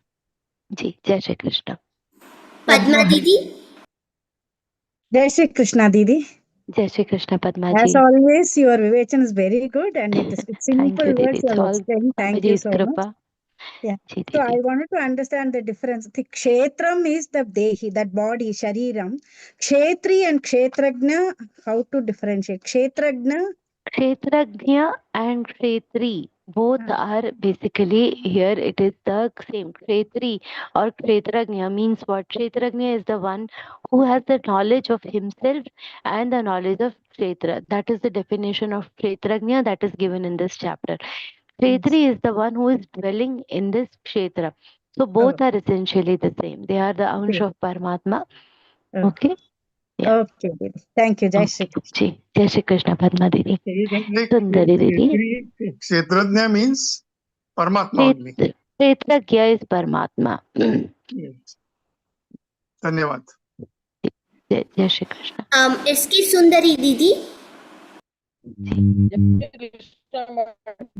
Won't miss even single Sunday. I won't miss that much interest. But no, the 34th slogam, madam. Kshetran kshetranyureva andarancha jnana chakshusha bhudak prakriti mokshancha ye viduryanti teparam. Exact meaning I'm not able to catch, Which ma'am. slok didi? Actually your voice is breaking a little bit. Now we are hearing, ma'am. Now A now little okay. bit clear. हाँ. Now okay, yeah. Now okay. हाँ. Now Number. okay. Yeah, little better. Madam, 34 sloka. Kshetran evam andarancha jnanacha shusha bhudak prakriti ye vidurya. Bhuta prakriti mokshaincha ye vidur dhyanti te param. Now the link to this particular slok is from the previous slok, Didi. We just explained the previous slok, right? And what is mentioned over here in the previous slok, what Sri Krishna has mentioned, that just the way this entire universe is illuminated by sun, Similarly, the illuminated means basically that it is sustained because of the prakash or light from sun. The light from the Kshetri is illuminating the Kshetra. Now, what is mentioned in the next look? Kshetra Kshetrajnayorevan. The one who understands. Kshetra Kshetrajnayoho. The one who understands that what is the field, who is the knower of this field, and who understands the distinction between the two. Okay, one who is able to distinguish properly between the Kshetra and Kshetrajna. How? With the help of the knowledge, with the eyes of knowledge. Jnana Chakshusha. Jnana Chakshusha. Chakshusha means by the eyes, with the help of the eyes. With the help of which eyes? The eyes of knowledge. Jnana. Chakshu in Sanskrit means eyes.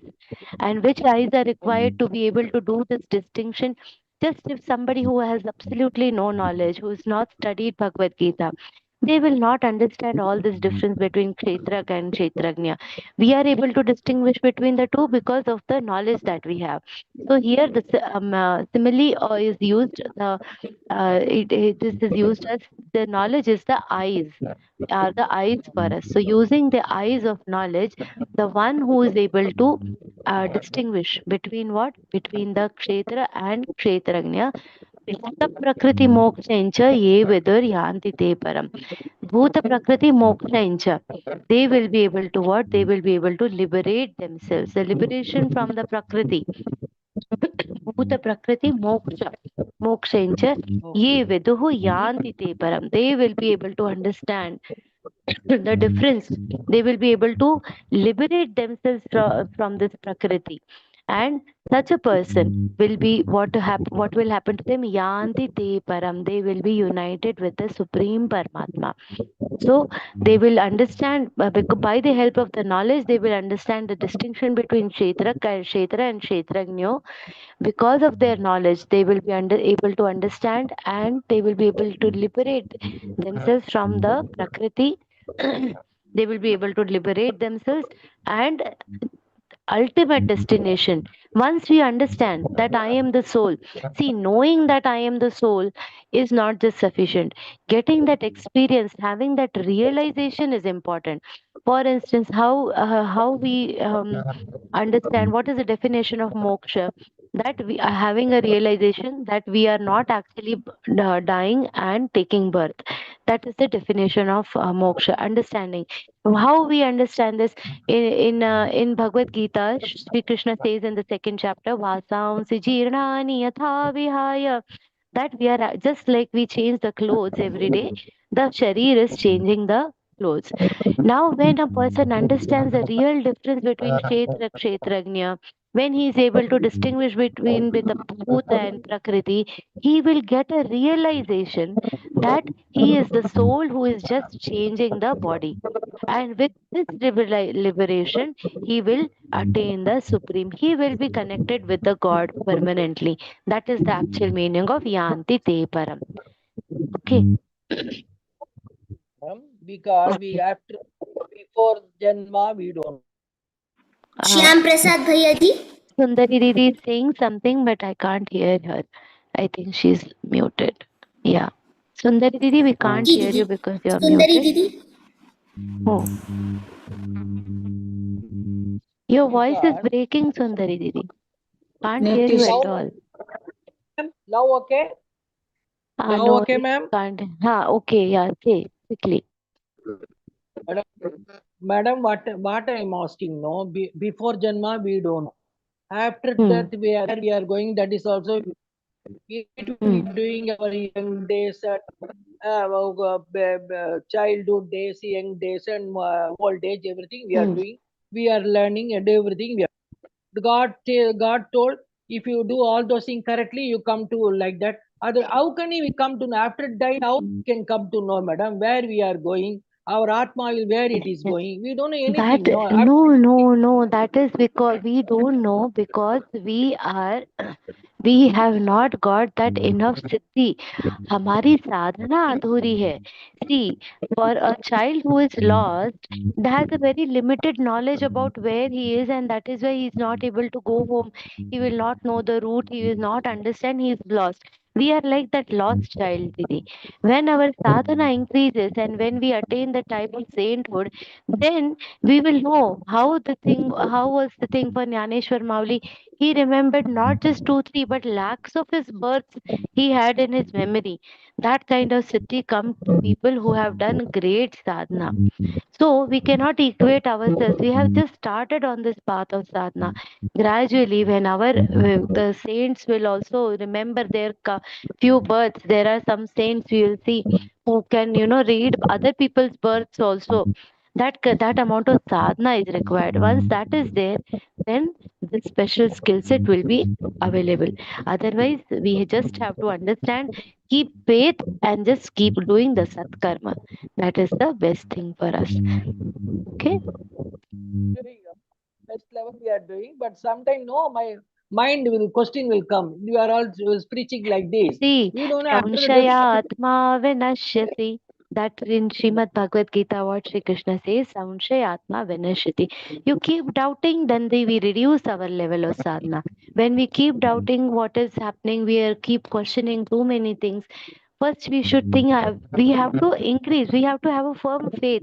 If your faith is firm, then these questions won't arise. So have faith. Ultimately, this is not something that will happen in 1 or 2 days of sadhana, not happening in a few years of sadhana. This sadhana is meant for many, many births. We have done sadhana for many births, and that is why we have landed up in this Gita classes. Similarly, we has to continue for many more births to be able to attain a complete understanding of everything. Okay, Didi. Jai Shri Krishna, Didi. We will move on to the next question now, Sundari Didi, because there are many people waiting. 2 people more. Okay. Sorry, Didi. Hello. Ji, Shyam Prasad Bhaiya. Shyam Prasad Bhaiya. Yeah. Jai Shri Krishna, Shyam Prasad ji. Hi. Jai Jai Shri Shri Krishna. Krishna. Ji. My question is not related to any of this chapter, but it is more of a question that I've been hearing many times references from you and as well as many other discourses I'm hearing from Geeta Pariwar. The Gnaneshwar Maharaj, Gnaneshwari. Is it a saint, Gnaneshwar Maharaj? Yeah, Jnaneshwar Mauli, Jnaneshwar Maharaj. He was a great saint in Maharashtra, born in Alandi, and they were actually 4 siblings: Jnaneshwar Maharaj, Nivrittinath Jnaneshwar Maharaj, and his 2 more, one Sopan Maharaj and Muktabai. So 4 siblings. They were born to a great Pandit, but due to some, now we will not get into the complete life story of his, but he is believed to be an incarnation of Sri Krishna. He has written many actually books, but many scriptures, but Jnaneshwari happens to be the best grantha that he has written. Jnaneshwari, Amritanubhav, all these things that he has written gave a very beautiful insight into the Atma Jnan and into Bhagavad Gita. So yeah, it's definitely worth exploring all his literature. And this Jnaneshwar Maharaj, he comes from the Nath Panth. So yeah, you can read more about him. Due to the lack of time, actually, it's already crossed 7:30. So not going into the details of his life story, but yeah. In case if you can just pass me any website or any links to his literature, I greatly appreciate it. Yeah, actually, you see, Jnaneshwari is in Marathi, but the Hindi book is also available. I'll share my number with you, and you can go through some beautiful books. There will be a lot of books available on his life story. Actually, you can take the authentic ones from either Geeta Press or from Marathi publications from Pune or some Alandi, these places. You can take some authentic publications about him, and you can read more about him. Thank you. I greatly appreciate Yeah, it. sure. Thank you. Sure. Jai Shri Krishna. Lalita Didi, pranam. Jai Shri Krishna. Jai Shri Krishna, Didi. Didi, can you explain Shlok 28 once more, that God is everywhere around us? Please, can you explain a bit? Shlok number 28, you said, Didi? Yes. What is the 20? Yeah. Samam pashan hi sarvatra samavasthitam na hi nasyatmana atmanan tato yati parangatim. Here, Shri Krishna is telling about people who have attained, the people who have attained a special type of perception because they are always connected to God. What happens once they are so connected to God? They are always thinking and contemplating upon God. Everything that they see around themselves is what is a ounce or it is a fraction of God Himself. It is a part of God Himself. So samam pashyani. Now, when we see God in everything around us, we cannot distinguish between the two different items, like if the person, whether he is related to me, not related to me, in both situations I will still see one thing in that person, is that he is a ounce of Parampita God. Paramatma. God. He's samam passion, he's samam equally. Yeah. So he sees them with a sense of equality. You will see this mentioned Samatva Yoga Uchyate very at multiple places in Śrīmad-Bhagavadgītā. Basically, the very crux of Śrīmad-Bhagavadgītā is Samata, a perception of equanimity. This is the very crux of Śrīmad-Bhagavadgītā. You will see this in the 3rd chapter, 5th chapter, 2nd chapter, 18th chapter. When many places this mention will come, they develop a vision of equality towards everything around them. Samavasthitam Ishwaram. And it is equally present. Not that he is just present everywhere, he is present equally. So it's not like a dog has a lesser proportion of Ishwari Tattva than the human beings. They will be treating all species with equality. How Eknath Maharaj was once carrying Ganga water from Haridwar. He was carrying it to Rameshwaram, and he saw a thirsty donkey, donkey dying out of thirst on the path. He didn't see that, oh, it's not a human being.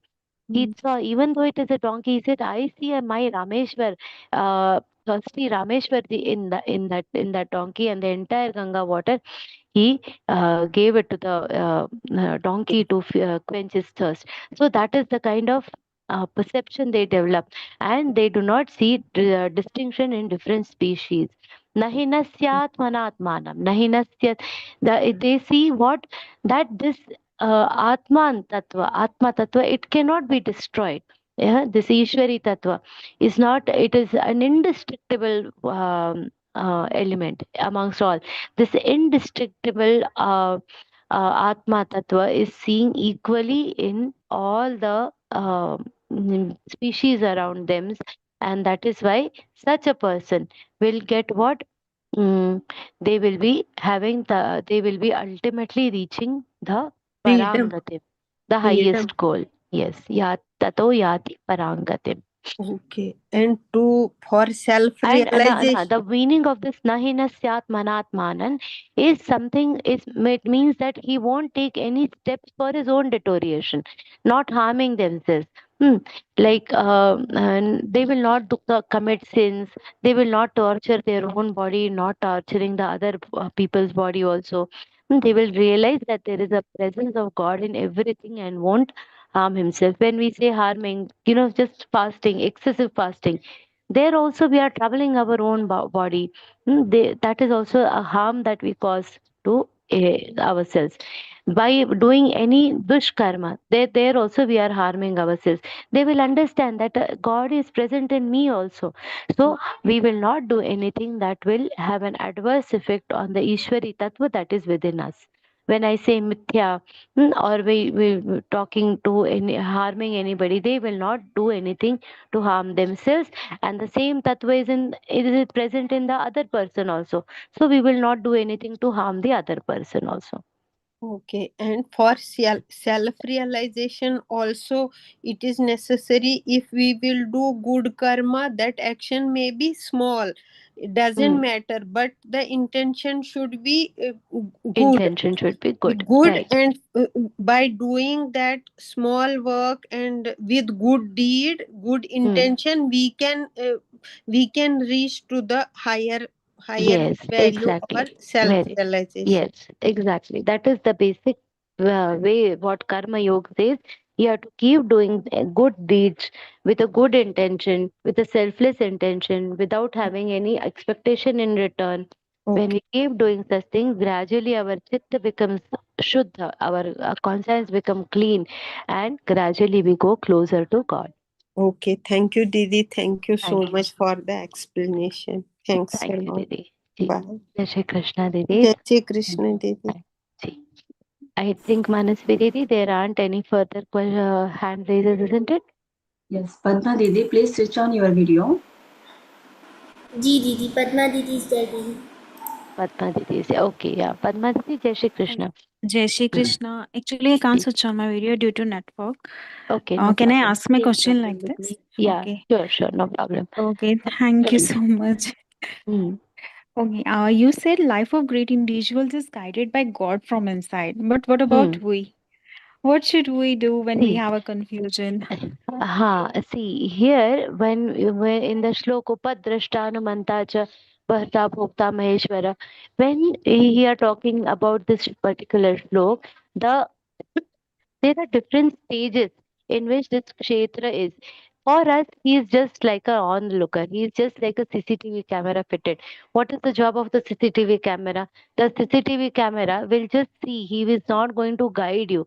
But when we have that realization that the CCTV camera is within us, what we will do consciously, we will not do any dushkarma.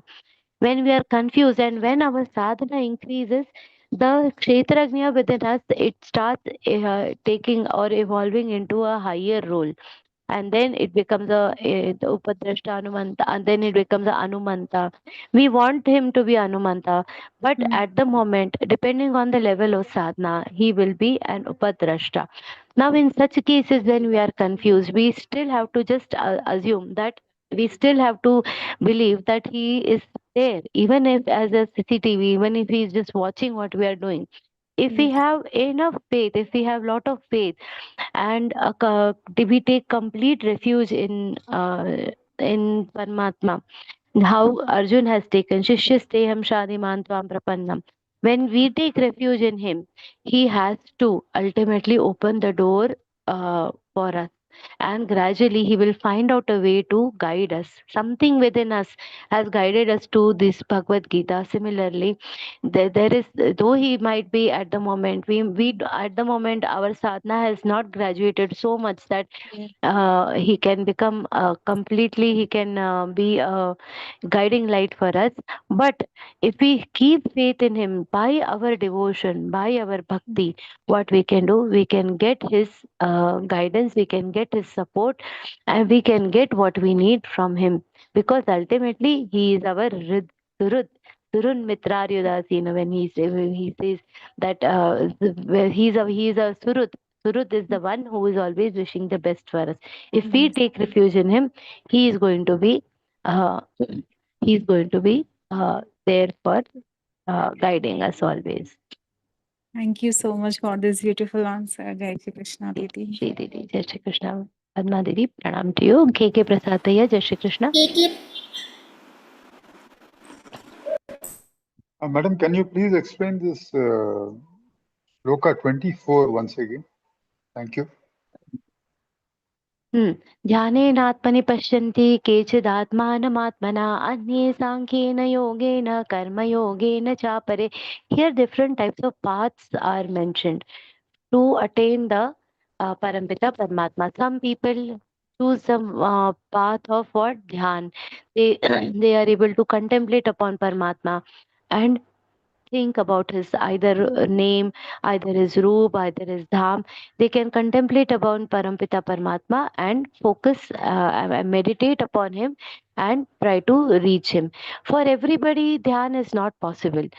For people, not everyone, it is a very difficult thing. So those who are not able to do that, they go to a slightly lesser level, which needs lesser focus. That is Sankhya, Anye Sankhya Yogena. What is Sankhya Yoga? Sankhya Yoga is the yoga of knowledge. That is trying to understand what is Kshetra, what is Kshetrajna, understanding Prakriti Purusha, understanding all the other different Sankhya, understanding all these principles properly. They try to explore by the means of knowledge. For this, everybody seeking knowledge is also not possible. People have their own lives to live. Some might be busy with their own life. We have our businesses to take care of. In such case, our business, our daily activities can also form a type of yoga to get united with the God. So that path is the karma yoga. So if dhyana yoga is not possible for you, well, some people can go for Sankhya yoga. If Sankhya yoga is not feasible, Shri Krishna has given another very easy answer. He says you can go ahead and follow the karma yoga in your life and you try to reach that supreme Paramatma by the means of karma yoga. Okay, भैया. Thank you, madam. Thank you. जी, जय Shri Krishna. I extend my heartfelt gratitude to Didi for patiently addressing all our queries. Thank you so much, Didi. As a final expression of our deepest gratitude towards Bhagavan, let's move forward towards the prayer. For the prayer, I cordially invite our Dhanalakshmi Didi. Didi, hailing from Bangalore, joined Geeta Pariwar in January 2025 and serves with boundless devotion as the group coordinator and technical assistant. Jai Shri Krishna Didi. Jai Shri Krishna Didi. Yogisham Sachidanandam Vasudevam Brajapriyam Dharma Samstapakan Veeran Krishnam Vande Jagadgurum. Krishnam Vande Jagadgurum. Jai Shri Krishna. Didi, your beautiful prayer has resonated deeply within the sacred chambers of our being, leaving an indelible imprint. Thank you very much. Finally, with hearts brimming with profound respect, let us acknowledge and offer our deepest thanks to the unseen architects of this divine confluence.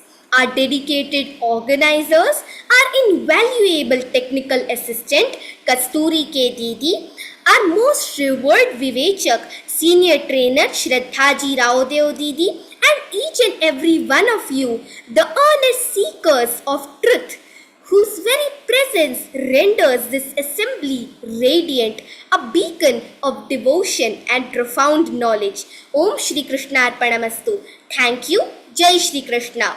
And now let us collectively uplift our voices in the sacred verses of Sri Hanuman Chalisa, allowing its potent energy to fill this space, hallowing this sacred confluence with the unparalleled grace and blessings of Lord Hanuman.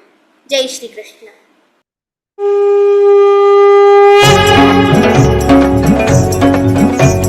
Shri गुरु चरण सरोज रज निज मन मुकुर सुधारि बरनउ रघुबर बिमल जसु जो दायक फलचारि बुद्धिहीन तनु जानिके सुमिरौ पवन कुमार बल बुद्धि विद्या देहु मोहि हरहु कलेश विकार जय हनुमान ज्ञान गुण सागर जय कपीस तिहु लोक उजागर रामदूत अतुलित बल धामा अंजनी पुत्र पवन सुत नामा महावीर विक्रम बजरंगी कुमति निवार सुमति के संगी कंचन बरन विराज सुबेसा कानन कुंडल कुंचित केसा हाथ वज्र औ ध्वजा विराजय कांधे मूंज जनेऊ साजय शंकर सुवन केसरी नंदन तेज प्रताप महाजगबंदन विद्यावान गुणी अति चातुर राम काज करिबे को आतुर प्रभु चरित्र सुनिबे को रसिया राम लखन सीता मन बसिया सूक्ष्म रूप धरि सिंहि दिखावा विकट रूप धरि लंक जरावा भीम रूप धरि असुर सहारे रामचंद्र के काज सवारे लाय सजीवन लखन जियाए श्री रघुवीर हर्षि उर लाए रघुपति कीन्ही बहुत बड़ाई तुम मम प्रिय भरत ही सम भाई सहस वदन तुम रोज सगावै अस कहि श्रीपति कंठ लगावै सनकादिक ब्रह्मादि मुनीसा नारद सारद सहित अहिसा जम कुबेर दिगपाल जहाते कवि कोविद कहि सके कहाते तुम उपकार सुग्रीवहि कीन्हा राम मिलाय राजपद दीना तुम्हरो मंत्र विभीषण माना लंकेश्वर भय सब जग जाना जुग सहस्र योजन पर भानु लील्यो ताहि मधुर फल जानु प्रभु मुद्रिका मेलि मुख माहि जलधि लांघि गए अचरज नाहि दुर्गम काज जगत के जेते सुगम अनुग्रह तुमरे तेते राम दुआरे तुम रखवा रखवारे, होत न आज्ञा बिनु पैसारे, सब सुख लहै तुम्हारी सरना, तुम रक्षक काहू को डरना,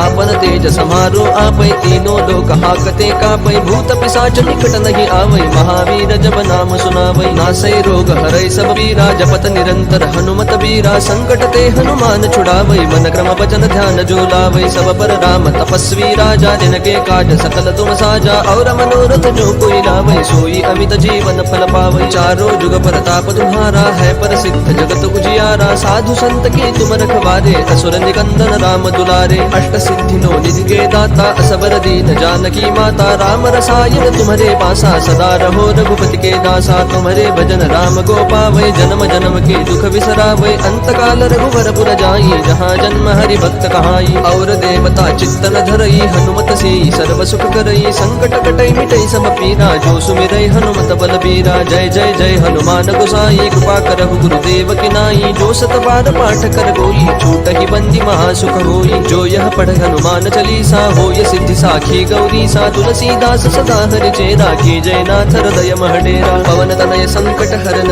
मंगल मूर्ति रूप, राम लखन सीता सहित हृदय बसहु सुर भूप, सियावर रामचंद्र की जय, पवन सुत